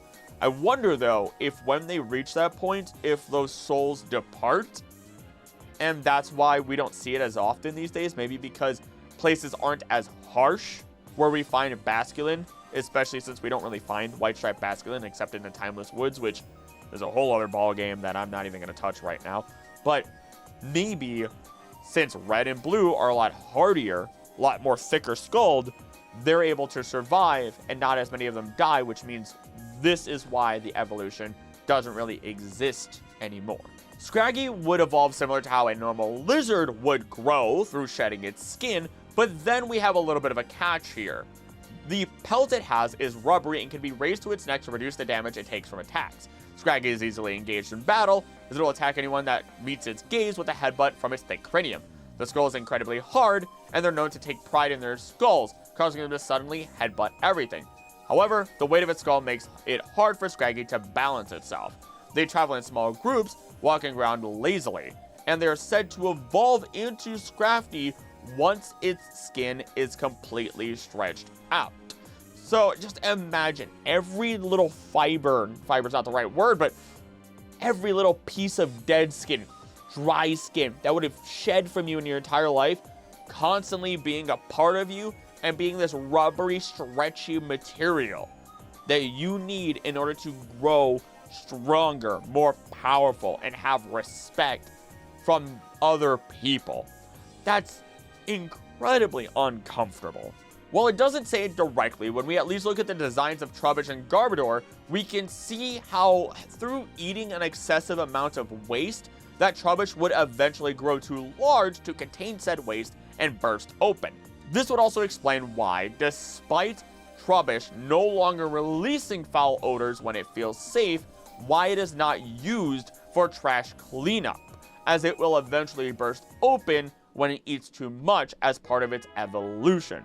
Otherwise, people would probably be feeding Trubbish excessive amounts of trash and being happy and friendly with it, so that way the world doesn't smell at all in, pollution areas. We could consider the idea that Solosis is a singular cell, and over time, it just splits into, its next forms, which is the source of its evolving. It helps that this Pokemon is literally called the mitosis Pokemon. Mitosis is a fundamental process in biology where a single cell divides into 2 identical daughter cells, meaning over time, even without battle, Solosis will eventually evolve into Duosion and then into Reuniclus, getting more and more intelligent along the way. The only difference, though, is that instead of splitting into 2 separate identical cells, it doesn't completely split. And it's kind of just extending the splitting process and keeping its entirety together within inside of that ectoplasm that it is surrounded in. Vanillite are born from icicles that are hit by morning sunlight and wish to not melt. It can blow winds with temperatures as low as -58 degrees Fahrenheit, -50 degrees Celsius, which causes it to create ice crystals and make it snow in nearby areas when it exhales. It sleeps buried under snow and gains energy from the morning sun. So, I'm going to note now, this line of Pokemon does drink water. In addition, before anybody says it, they're not a parasite. I feel like I have to say that every time I bring this Pokemon up, because it looks like ice cream. Well, it existed theoretically before ice cream. It is not and does not enjoy being eaten by other Pokemon or people, as it gets very scared and will melt. And unlike other Pokemon, when this one melts, it does die. Thus, its fear. The only thing, though, as to why it evolves then, and why it gains energy from the morning sun, is because, let's say you have a house facing the sun and you live in a cold environment. Winter just blows through, and now an icicle exists as the snow on your roof melts the water, but then it's just cold enough that all that water slowly turns into ice, turning into icicles. Now, the morning sun rises and melts the outer layer of the icicle and the snow above, thus creating a trickle of water coming down. And because it's just cold enough, freezing by the time it reaches the bottom of the icicle, thus creating a longer icicle. Thus, this is why Vanillite, through its consumption of water and through sitting in the morning sun in cold environments, is able to evolve. And let me tell you, I know this very much firsthand, living in Wisconsin, especially as the side of my house, oh my gosh, there were icicles that were 4 feet long hanging from my roof. I literally could just touch them and use them as a bat, and they would probably have knocked somebody out. These were incredibly long icicles, and it was all on the side of my house that was facing the morning sun. It would come up, and by the end of the day, all of it would freeze. It was kind of beautiful, really. Karrablast and Shelmet, yes, you know that you need to trade them in order to evolve, both of them for that matter, but Karrablast will literally break open, really melt the shell armor that Shelmet has, and then take it for its own in order to evolve. In fact, Karrablast is the only known Pokemon that exists naturally around Shelmet that is able to actually do this, being specially adapted to break through this shell, break through its defensive barriers, and remove the escargot that Shelmet is from its body, turning it from a snail to a slug. And even now, once it does evolve, or Shelmet does evolve into Axelgore, its body is wrapped in those bandages to keep it from drying out. And it's pretty salty about it all, pretty angry over the fact that, hey, did you really just help that thing take my armor from me? You realize I'm in incredible agony now, right? So congratulations, you made that Pokemon stronger, theoretically speaking, but you also made its life a lot worse. Klink is another Pokemon that only evolves through either magnetism or an excessive amount of power. This is shown through 2 of its possible abilities, being plus or minus, in addition to its description. Now, plus or minus, of course, is just the relation of the poles of magnetism, and is also an ability that we find within Plusle and Minun. But when we look at Klink, once 2 bodies have joined, they cannot combine with any others, or they will become separated. Klink generates its life energy by spinning, and is generally found in caves, which is actually funny to say since it primarily is only found in Chargestone Cave when we first get to encounter it within Unova, a place with high electric and magnetic energy, being Chargestone Cave. Their evolution may also be driven by their motion, considering Klink generates its life energy by spinning, and as it evolves, it gets more gears. When it becomes Kling, it has a mini gear that allows it to mechanically rotate with a larger gear, though it can send the smaller gear away as an attack. If the gear does not return, it will die. Flat out says it in its information. So there's a chance that Klink evolves due to the buildup of life energy. Let's say if it was spinning faster due to extra magnetic or electric charge, which then results in it being able to produce, somehow, more gears and evolve again and again. Golett into Golurk. I've talked about this one a lot of times, and it's the idea that Golett is this small little clay figure that likes to roll up other clay balls, right? And its body is filled with an immense amount of energy that is said to soon run out. Now, it is a super ancient creature by all means. It was on AZ's team, so we might be able to make the assumption that it existed 3,000 years ago. We know that, again, it's an ancient creature because it was also used on castles within Galar, even.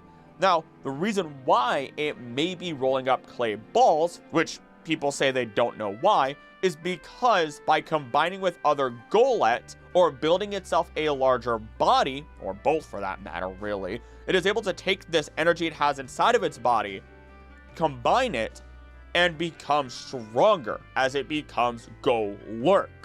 If we really want to go the extra mile, if we want to attach it to the whole AZ situation, then any excess energy that may have been inside the ultimate weapon, all of that infinite energy that was from Pokemon, their life force, may not have been able to be returned to them, but instead was harnessed and put inside of Golett and Golurk, thus creating a new Pokemon filled with an infinite amount of energy. And some people suspect that Golurk may have a perpetual motion machine inside of it, but I suspect, again, it's just a lot of Pokemon souls, kind of like a Philosopher's Stone of sorts. You should go watch my Divine Truth Arceus video. That's a great one. I'm really happy with it. So all you really need to do to evolve Golett into Golurk is to, I guess, sacrifice more Pokemon to it, or help it build a new body and find more Golett. Kind of messed up.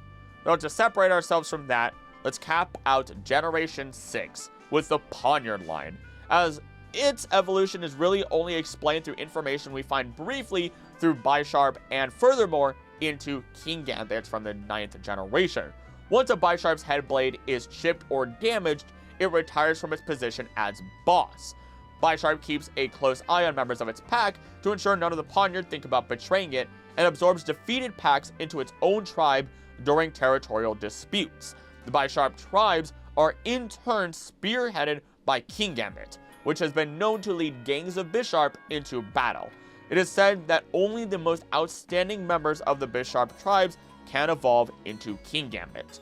For Kingambit, it does state the blade on its head has grown tremendously from its time as a Bisharp, extending upward into a large machete shape with a sword-shaped indentation on it. Commanding many colonies of Poniard and Bisharp as its personal army, Kingambit is a powerful force in battle. It has a battle-hungry disposition and will not stop until it gets what it desires. However, it is not strategically adept, so it typically seeks to win its battles through brute force with sheer numbers. It is said that only the strongest Bisharp can evolve into Kingambit. This means that while yes, a Bisharp fights to evolve, it may fight, and never actually evolve, as its head sword eventually gets chipped, damaged, and it retires. This is very Shogunate type lifestyles, maybe Imperial, basically Conqueror lifestyles is what these Pokemon have. And only the ones that are the strongest can evolve. This is shown through the need to defeat other Bisharp leaders, as only certain Bisharp have the leader's crest. So, essentially, by having your Bisharp take down entire other clans of Bisharp and Poniard, becoming the lord of them, it can become Kingambit. For the first time in a while, we do have another starter Pokemon that we can talk about that does evolve through a different method that isn't just normal growth or leveling up, and that would actually be our grass starter Chespin. By consuming tons of berries, the bark shell that covers Chespin's head and body will grow sturdier. This eventually will cause our friend here to be encased in a shell that protects it. The shell of Quilladin is both sturdy and heavy, which naturally strengthens the lower body of Quilladin. This is why it will eventually naturally evolve into Chestnut, who has long and powerful legs to hold it up and is renowned for its tank-like body. Now, grass and plant type really, or grass type Pokemon in general, are not always plants. They derive their power from nature, and that's why Chespin is a grass type, because through consuming berries, something found in nature, it is able to evolve. Not just do some good old photosynthesis and sit in the sun and really bask it up, but by actively choosing to eat those berries. Sometimes it makes me wonder if there are other Chespin out there that could have sturdier shells, or have just different colored shells, or shells that have different effects to them, similar to how Pharaoh's seed can actually scrape up different types of moss in order to have different effects, and using the wrong one will cause some very explosive effects. The Flababy line has a symbiotic relationship with flowers, drawing their energy from the preferred flower while also keeping said flower alive and healthy. Without the flower, it will not have the power to use grass type moves and might even pass away. Even as it evolves into Florges, it is said that Florges can live for several hundred years. One was known to have lived over 300 years. It devotes its life to protecting gardens, it claims beautiful flower gardens as its territory, and can control the flowers it grows. It also gains power by basking in the energy emitted by flowering plants. A Florges' flower garden is said to contain healing properties for both body and spirit. With this, we can safely assume that these Pokemon grow and evolve naturally alongside their chosen flowers that they protect, their symbiotic nature fueling them both.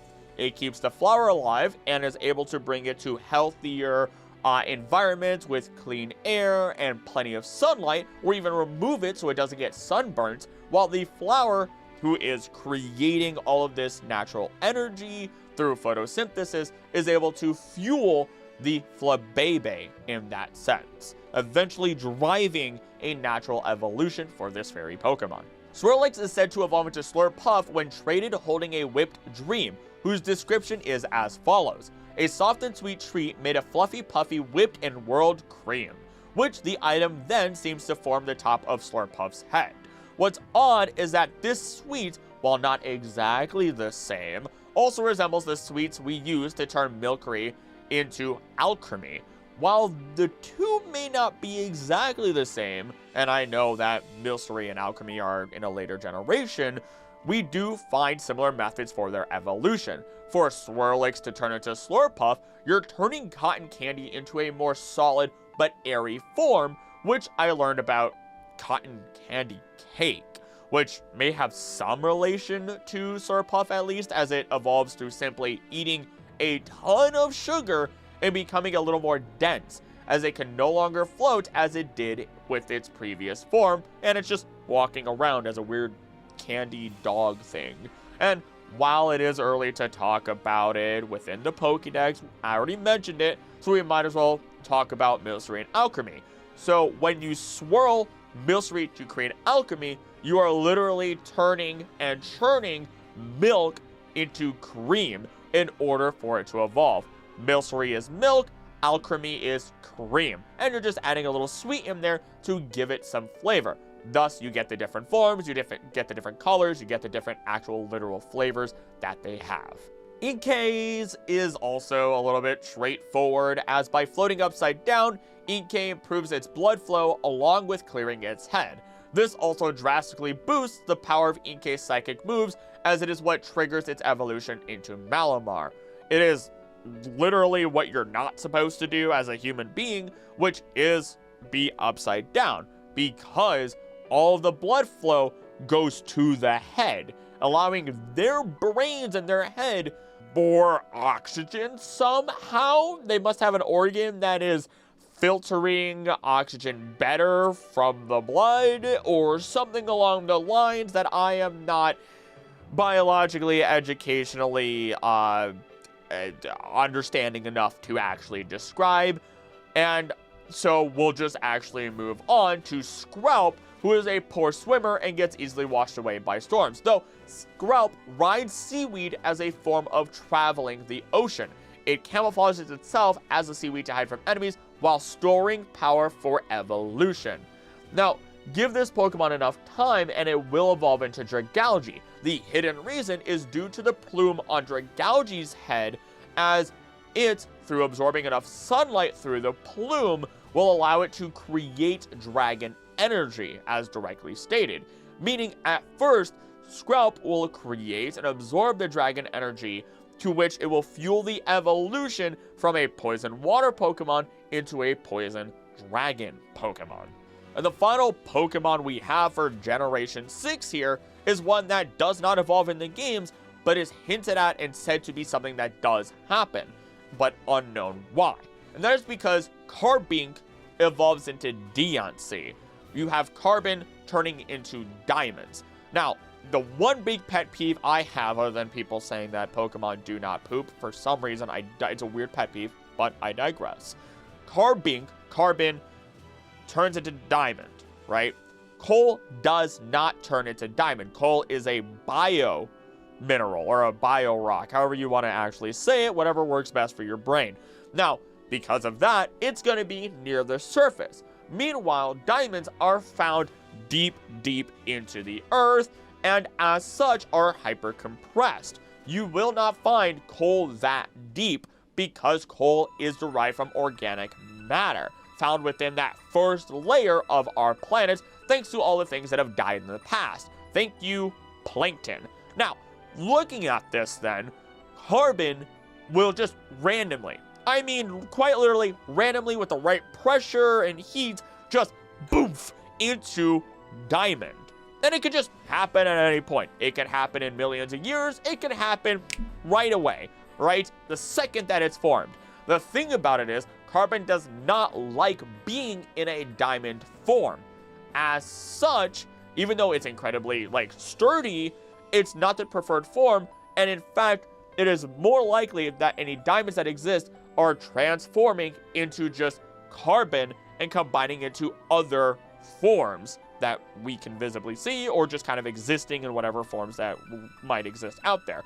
So, Carbink suddenly transforming into Deontay is the same exact way that Carbon turns into diamond. You can't actually force it to happen yourself, and there's a very good chance that Deontay may have existed in an excessive number in the past and has slowly transformed into more Carbink, which would explain why they're so devoted to Deontay, which I believe is said to actually be a male Pokemon, and I think all Carbink are male or don't have a gender. I'm not looking it up because I know someone will correct me and it can save me time. Anywho, let's move on to Generation 7. The Popplio line actually learns from each other, as they are all performers and will enjoy teaching and learning from each other within their communities. Popplio can snort bubbles from water from its nose, or of water from its nose, which it uses as part of its battle strategy. On land, it uses the elasticity of its bubbles to perform acrobatic stunts and jumps. It is famous for its hard-working nature. Now, Brionne is a skillful dancer. While it normally learns to dance from members of its colony, Brionne can also learn to dance from humans.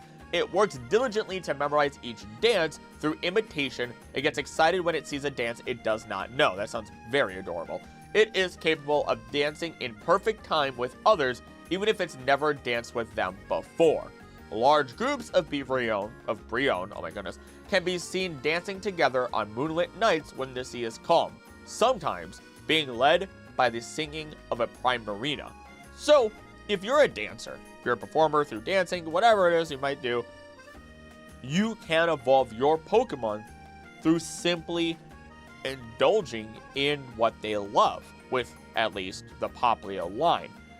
Teach them dance moves, indulge in their interests, and eventually you will have a singing or dancing Pokemon, depending on how far you let it evolve if it does get into Primarina. Being the stakeout Pokemon Young Goose, after waiting enough time for prey, actually loses its brash personality and hunts by patiently waiting along its prey's known travel routes and pouncing when the unsuspecting prey comes along. Due to its tenacious personality and ability to withstand intense hunger, it is able to wait for its prey for long periods without eating. It's also the only current Pokemon to have the stakeout ability.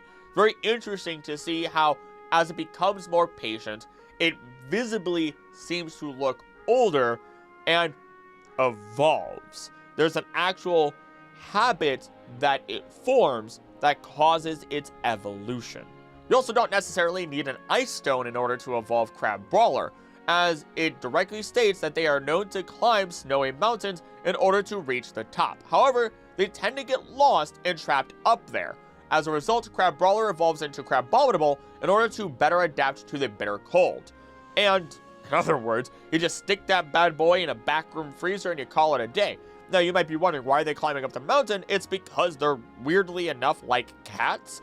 A Crab Brawler really enjoys being on the top of poles, on people's heads, whatever else, and if you try to pull them down, they're gonna sock you in the face. And it's just because they like high vantage points for some weird reason. Rockruff is a Pokemon that should not even evolve in front of you based on its lore. As it ages, Rockruff becomes wilder and more independent. Once it is close to evolving, it will begin to howl when the sun goes down. It has been said to leave its trainer's side and return once it has evolved. Despite becoming more vicious as it matures over time, Rockruff never forgets its master's kindness. Wild Rockruff travels in packs until it evolves. A persistent Pokemon, it will keep going until it outlasts foes that are even more powerful. It has 3 possible forms: midday, midnight, and dusk. The first 2 forms are influenced by Solgaleo and Lunala when bathed in solar or lunar energy. The third form is said to have been influenced by the setting sun of the evening. Morlul and Shiinotic is a little different. In the episode Lulled to La La Land, a Pokemon school camping trip kicks off with a scary story from Lana. Everyone thinks it's just one of her jokes, but the story seems to be coming true when our hero suddenly falls asleep and then wake up starving. The culprit is a Morlul who's been draining their energy with its roots.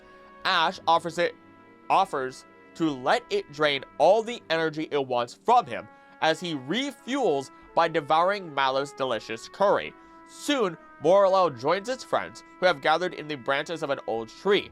As one, they evolve into Shiinotic, having been fueled by Ash's energy, and share their borrowed energy with the tree, which bursts into a beautiful bloom. A Shiinotic then comes over to the group, and they guess this is the Morlul from before. Ash bends down to Shiinotic and says it was awesome that it had evolved. Shiinotic holds out his fingertips to Ash, and Ash moves his fingertips to it, allowing them to touch. Shiinotic then releases more of its spores, sending everyone to sleep. Everyone wakes up the next morning, noting that they are not hungry anymore. Lana guesses that this is the Shiinotic's way of saying thanks for the energy they had given to it. Then, Lily's stomach growls, implying that she did not receive any energy from the Shiinotic due to the max repel she used, as she blushes in embarrassment.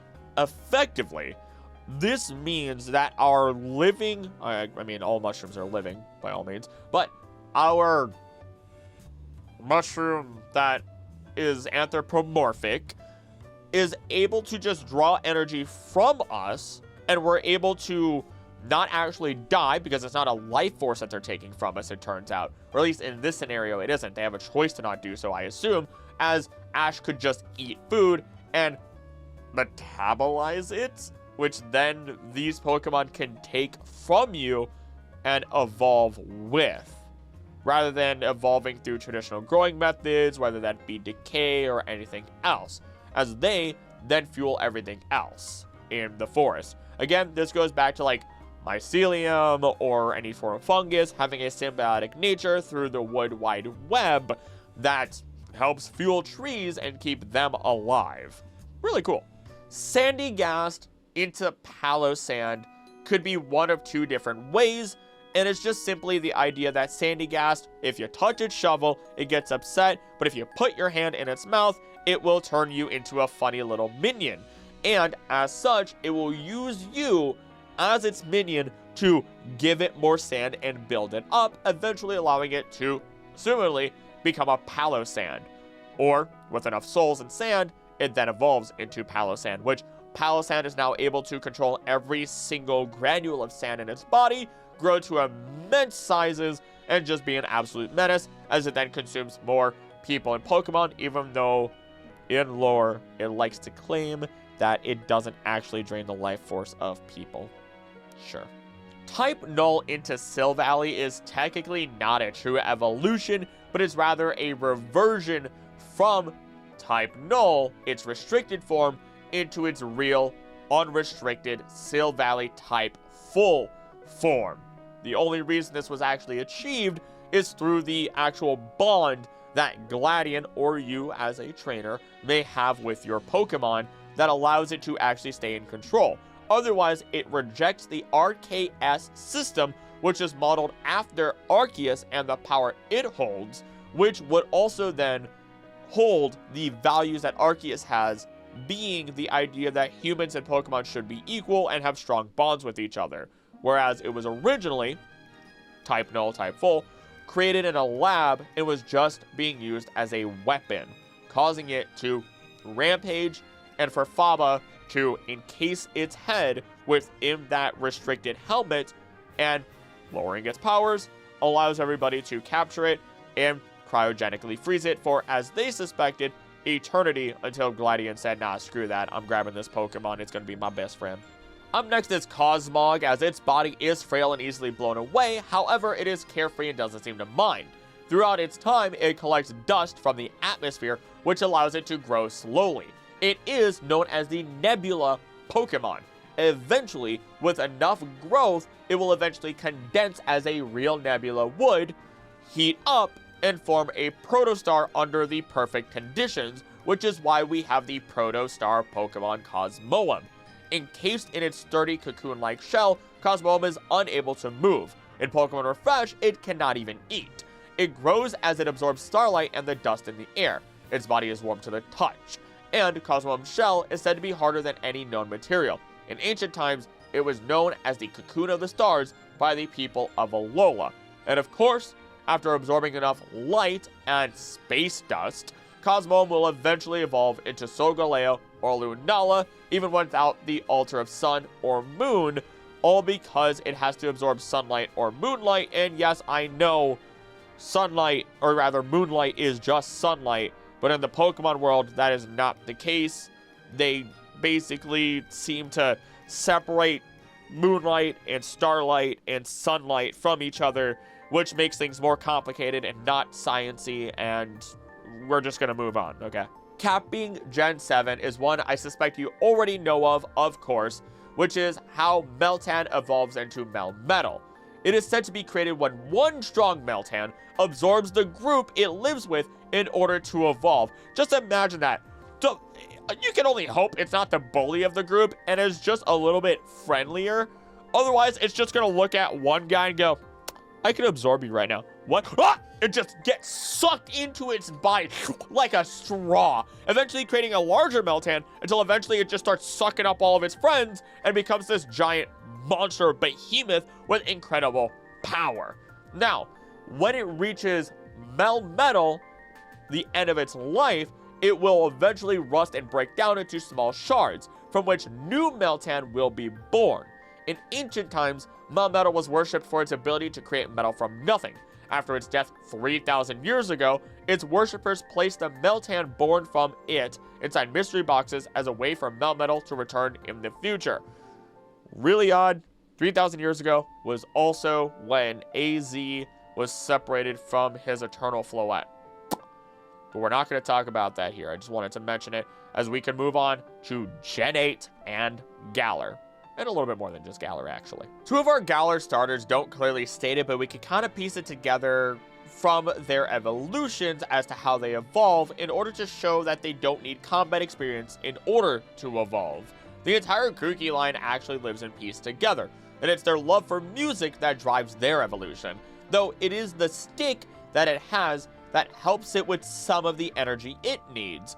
Grookey has two leaf-shaped hair tufts that hold a stick on the top of its head. The stick used to be a branch from a forest where troops of Grookey lived, and it has a special power due to being exposed to the energy within Grookey's body. This energy helps Grookey's stick grow harder and more flexible. Besides using it when attacking, Grookey beats this stick rhythmically against the surfaces of all sorts of objects. This has been observed to cause grass to grow and wilted flowers and leaves to seemingly regain their color. You can kind of imagine that as it evolves, this would also allow it to create entire forests in which these Pokemon would live. Meanwhile, with Thwackey, to further develop its sense of rhythm, it constantly uses it in its daily life. It can always feel a beat and it walks while swaying back and forth to this beat, along with drumming with its sticks. And finally, once it kind of continually does this, increases its skill within music and feeling that rhythm and beat, it evolves into Rillaboom, who always carries its signature drum with it on its back, and pulls it out when engaged in battle. This bass drum is crafted from a tree stump, with several thick branch stumps protruding from it, which both form the legs of the bass drum as well as mid and high toms. Rillaboom also carries 2 drumsticks in its cuffs and takes them out to beat its drum. By drumming, it can tap into the power of its special tree stump. The roots of the stump follow the direction of its drumming in battle. In a troop of Rillaboom, the one with the best drumming technique is the leader. This is how Rillaboom, who challenged each other for leadership, usually settle it, through a drum battle. It has a kind and calm disposition, valuing harmony within its group. Through this, we might be even able to say that due to its eventual symbiotic nature with nature, especially when Rillaboom Gigantamaxes and fuses with its tree stump, that even the power of nature itself may drive this line's evolution. This is different from a lot of our other grass types, as through motivation of music and that power of nature, it results in the eventual harmonious behavior of Rillaboom. To follow, we have Scorbunny, who is so active and happy practicing soccer or football that even if it doesn't battle, that I do believe that it would genuinely evolve. It loves to run and is filled with energy, and warm-up can cause the fire energy in Scorbunny to start coursing through its body, allowing it to fight at full power. It has a sac in its chest that contains fire energy, which it uses to generate heat from the special pads on the soles of its feet and nose, once it is ready to fight. The pads on Scorbunny's feet can get so hot that it is capable of using them to start small fires and burn opponents with a kick. This, of course, doesn't stop with Scorbunny once it does evolve into Raboot, because, long story short, Raboot will continually train its skills. It even takes great pride in its kicking moves. It usually practices its footwork by kicking berries from a tree's branches and then juggling them with its feet. While training its kicking attacks, it tries to avoid using its arms, tucking them into its fur, and which effectively prevents it from losing body heat. So, while it doesn't necessarily directly state this is how it evolves, I have a good feeling those 2 starters would evolve just due to their habits. Sobble, not so much. Rookity are feisty and territorial Pokemon and will bravely fight against anybody, no matter how big and strong that opponent is. They're able to store some of their own energy after every battle, so they can grow a bit stronger even if they lose. They're the Makuhita of birds, essentially. Getting knocked down only makes them stronger. We can safely assume that this is what drives all of its evolutions, as we don't really get any other additional information otherwise. Gossifleur uses a song in order to charm others into raising it. Whether this is a literal magical charming or simply that Gossifleur is so cute that people are charmed by it in a, hopefully, non-malicious manner, it wasn't really made clear if it is malicious or not. But hey, even when it at least does evolve into Eldegoss, it isn't being actively malicious and is in fact very helpful in both agriculture and clothing industries. Of course, the entirety of the Applin line is dependent on the types of apples that you give them, whether that be the tart, sweet, or syrupy apple in order to evolve. Though, what's really fun about them is why this occurs. You see, Applin already uses a form of acid to ensure that the apple never decays, the one that it lives in, as acid will serve as a preservative and antibacterial agent. This is why things that are sour, such as lemons for example, hold really well because they have their thick rind and their acidic nature. I have had even green apples, which are more tart or sour, last longer than red apples because they have a higher acidity. And when you give Applin a tart apple, again a sour taste, you add more acid, and that is why the apple eventually falls apart. But it still holds onto it, and that is why we get Flapple. In fact, I believe it's primarily just the outer rind or skin rather of the apple that's really left, which makes sense because that would be a little bit more resistant to the acid. Probably not the inside going out, but rather the outside going in, but whatever, creative integrity or whatever you want to say there. Meanwhile, when we give it a sweetness to the sour, which is why we have the sweet apple, you get Appleton, which apple pies are supposed to be made with tartar apples to balance out the sweetness of it all. So you already have this acidic tartness, you add the sweetness, and you have your apple pie, which is why you get Appleton. And finally, with Diplin, a syrupy apple just has so much sugar that it allows more of these worms to live inside of the apple, since they all excrete an acid from themselves naturally, which explains why it has two creatures inside of the syrupy apple, and then it evolves into Hydra Apple, who now have multiple syrupants in it because they made it inside the apple. I didn't realize that until just now. Wow. Okay. And yes, I know it's not an actual apple, it's a berry, but whatever, who cares? Poltergeists live in hotels and restaurants, disguising themselves as tableware and infecting leftover tea to create more of their own kind. As such, Poltergeist is a gender unknown species. A poltergeist personality is dependent on the type of tea it possesses. The teapot it lives in does not affect it. So while yes, it doesn't evolve via any extra method, we know how Sinistea is made, and what's most interesting is that you can stir them, and it'll make them dizzy and weaker, meaning unlike the Pocha line, these Pokemon are not like a whole different entity, they are the mold on top of the tea. That's why people leave the tea out and hope that a Poltergeist possesses it, all to allow them to grow. So if you break up the mold, you're breaking up these Pokemon.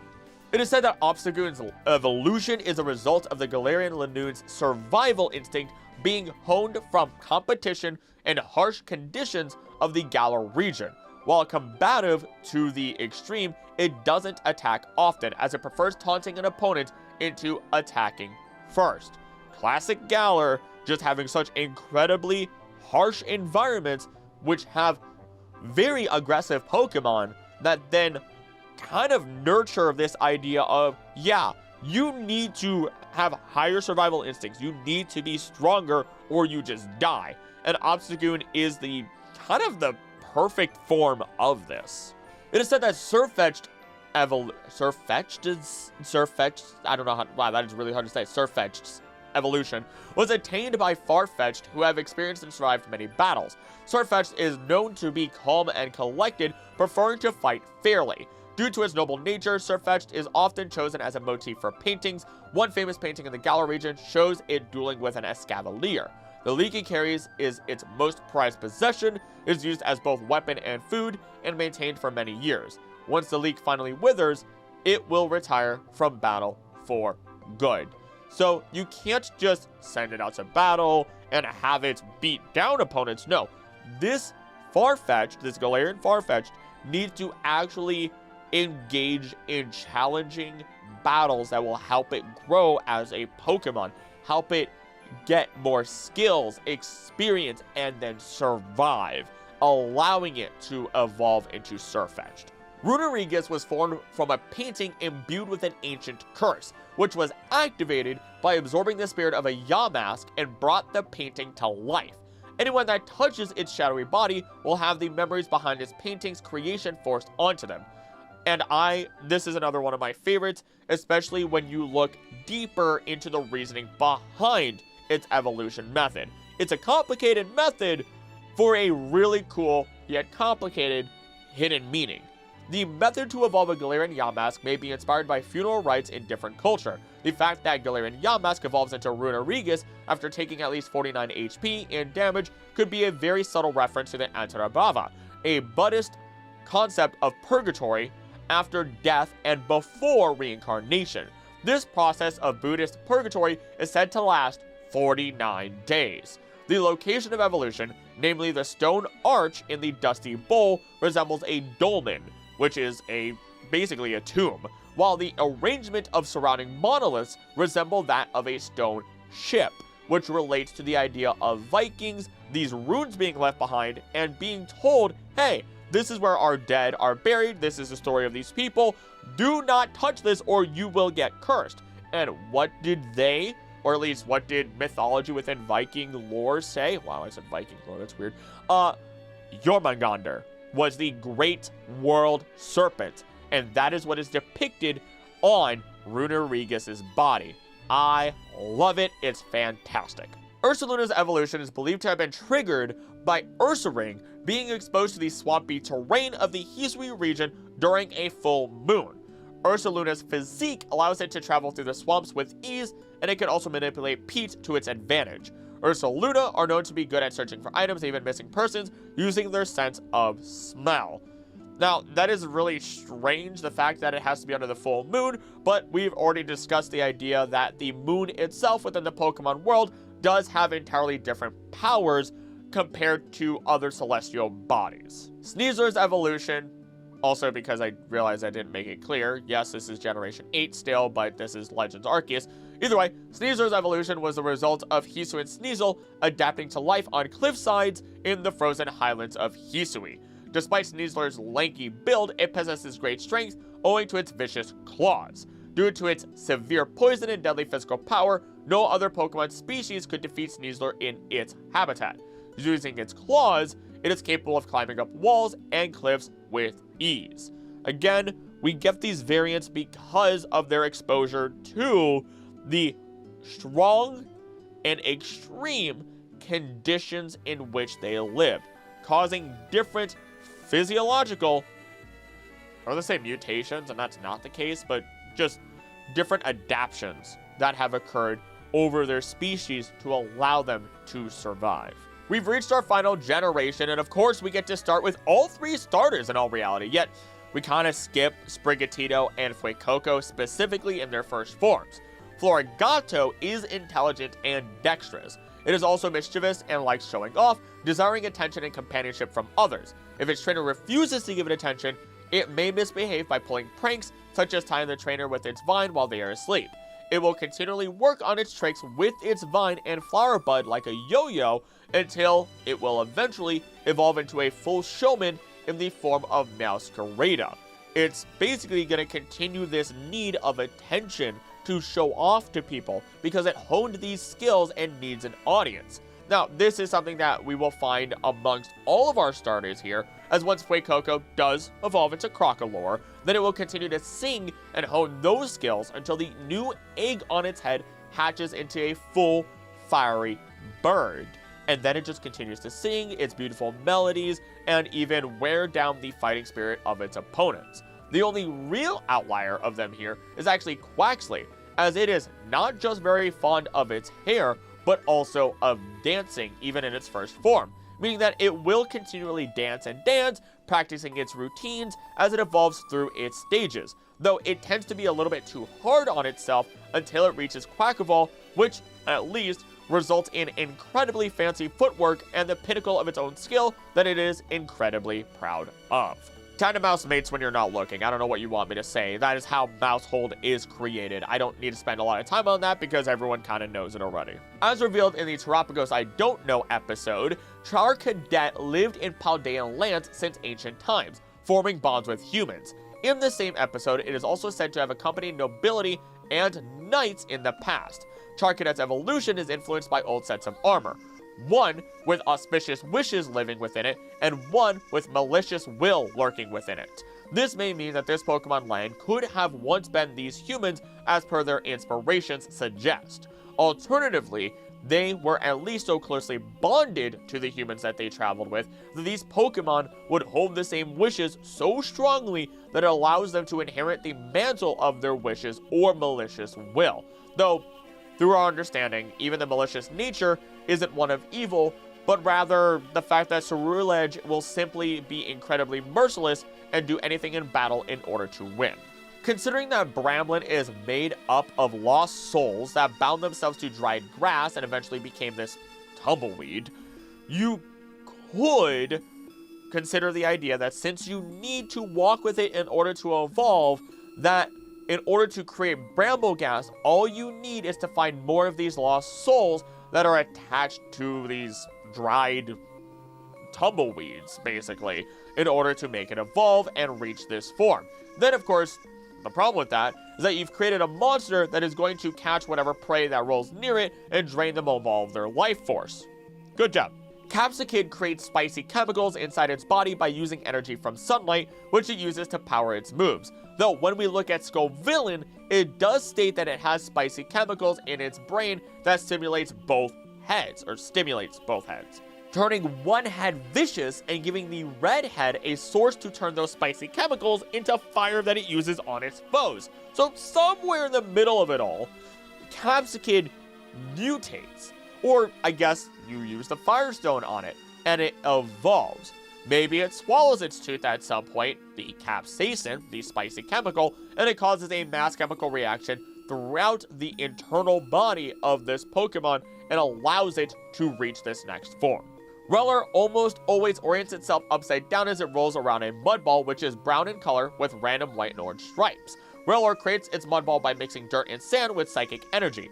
It values its mud ball more than its own life, and rolls it around as the energy needed for it to evolve matures. Its hind legs are strong enough to lift the mud ball over its body, and once it does evolve into Rabsca, it is now able to break free from the cycle of life and death, as in the ball itself is its own self, its soul, which is now protected by not only the encasing ball, but also its body that is outside of the ball, that is slowly transferring its life over. Sneaky little scarab crab is breaking the life cycle of life and death as it is resurrecting itself at all times. The entirety of the little gremlin that is the Tinkatink line simply evolves only because it continues to get stronger as it creates and improves their hammer, which goes from a little baby rattle to a massive hammer that takes up 220 pounds or 100 kilograms of the total 248.7 pounds or 112.8 kilograms that it weighs in total, meaning that it is by all means effectively the most chaotic little gremlin with incredible strength, and they are a perfect species, and I will fight anybody who says otherwise.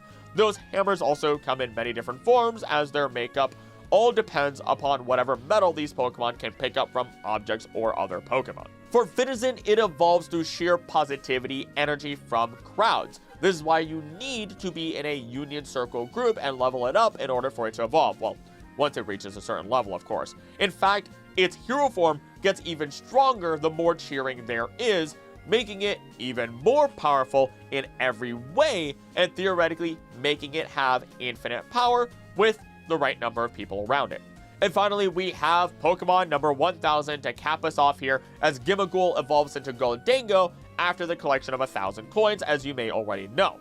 Though it is said Goldango is a bipedal human Pokemon humanoid Pokemon, goodness, whose body is composed of 1,000 Gimmighoul coins stacked together, giving it a golden cylindrical appearance. This means that our little Gimmighoul friend is either possessing all 1,000 coins, or considering its sturdiness and ability to not be affected by any status moves, and the purity of gold, I do suppose, that the Goldango body is being piloted like a mech, and the real Goldango is safe deep inside. Which, that'd be pretty cool, and would explain potentially why it's trying to collect all the coins, not just out of greed, but out of protection of its frail self. With that, then, we've completed looking into every single way for Pokemon to evolve in their hidden ways. Again, if you did enjoy, ensure you subscribe, comment which one surprised you the most, and maybe even become a member of the channel or Patreon. Honestly, YouTube ad revenue is not reliable, and this is not a large channel at all. So by becoming a member, it helps the channel a ton and keeps it alive, so that way I can keep making videos. Now, I am thinking the next video will be the semi-finale of the longest Pokemon iceberg I've ever seen, and then we're going to Alola to cover their ecology. So if you haven't seen any of my other ecology videos, I have a whole playlist you can check out. But before we go, it's time to shout out all the members of the channel. Thank you to all our members, starting with the Gods of Hope Biggins, Heals for Life, and Vatty Lemon, followed by our champions, Andrew Merch, Neos Costa, Elizabeth Lovacon, and Joshua Biggins Wilson, with all of our Knights of the Court, Crumbo, Dylan Perrine, Vatty Lemon, Double Plow, Annie Stone, Allen, and Heals for Life, and all of our Wanderers, Charles Reeds, Rose the Pink Haired Saiyan, Tyler, Darius Regan, Silver, Lazarus, Supporty Boy, DPM, Pander, Nerdus, Freeberg, still don't know how to exactly say it. Lost Mysterious, Stuffing Guy, Kamutug, 123, Hag, Adicadabra, Bach 1000, KO 23, Preignite, Akantor, Artie, Shiny Blastoise 52, Krill, Final Fantasy 14, Matt S, Marco Man, Colin Moore, Kieran Trick, Chris Sunwall, Zy Plum, Plush Kids, Tommy DeBroyer, Nick Conley, Safi Sabs 13, Wyatt Storm York, Score Blaze, Slat Slime, General Over Quinn, Jude, Rod, Ellis, Zenko, Sweshy, Speed Noob, Tenapat, Ravi Ramsey, Sardonyx, 8-Bit Ducky, Poke Odin, Tracker, Soylent, Bean, Chris Wills, Great Lakes Feathercone, Nick Stars, Evan Karasu, Lenore Wolf 312, Lana, or Iana, gosh dang it, Trophy, Starbreed, Flostrodamus, Zane Etem, Black Air Force Energy, just another vegan on YouTube, Sci-Fi Gaming, Red Wolf Eagle 13, Shory Song, Ezzo, Kurotin, Ribsicle, Stray, Unknown, Uwu, Lazy Link 17, Metiel, A Cooler 1, Axel, Bad Choices Made, A Very Average Gamer, A-Town, Level 99 Boss, Bitter D, Destron Gaming, King Pie, Blinded Blob, Happy Patabanda, Tempest Zeta, Jane Twaster, B10, TS, Jose Colado, Pokefan Girl 23, Michael Gibbs, Konosuga, Guya, Libro Cubicularist, Dalton, Queen, Jers, Brian Millie, Julian Warner, Dice, Carby, Abdullah Aladi, Ren, Bleep Bloop, Jack of Frost, Zion Burb, Ariana Scobie, Michael Schwauman, Uncanny Kenshi, Takumi Dutsu, Firebird Floyd, Quizzical Quackable, Wraith Cooper with a heart, Zakoro, Arc Knights, Issa Kelly, Tyrone I, Chris Williams, Astro is alive, Nim, the Gudra, Harrison, Alma, Emma, Soren, Sun, Moon, Jace2, Lectovision 420, Taco Sturman, Hyomaru, Unimix, Soup Has a Limit, Rushes and Ivy, Ruby, Addy C, Jacob Square, DJ Mug 23, Squidwater, Rice Smith, Gamer, Bad Dragon Eye, Just JM, Venny Samaru, Star S, MD, Haybell Yeet, Micah 626, Gaming Muse, R. Olivia, Grendolin, Eastgander 072, Andrew Frost, Peak Anonymous, Summons Law, Nuck Nguyen, Ian Ray, Big and C Night, whatever this is, Corn on the Cob, Scott Carlisle, and Heather Wise. And thank you all for being members of the channel. If you would like to hear your name at the end of every single video and get perks such as behind the scenes content, early access to content, and more, please do become a member of the channel and support the creation of these videos. And as always, thank you so much for watching. Don't do anything I'm going to do. Please be nice to each other. I love you and I'll see you next time. Bye!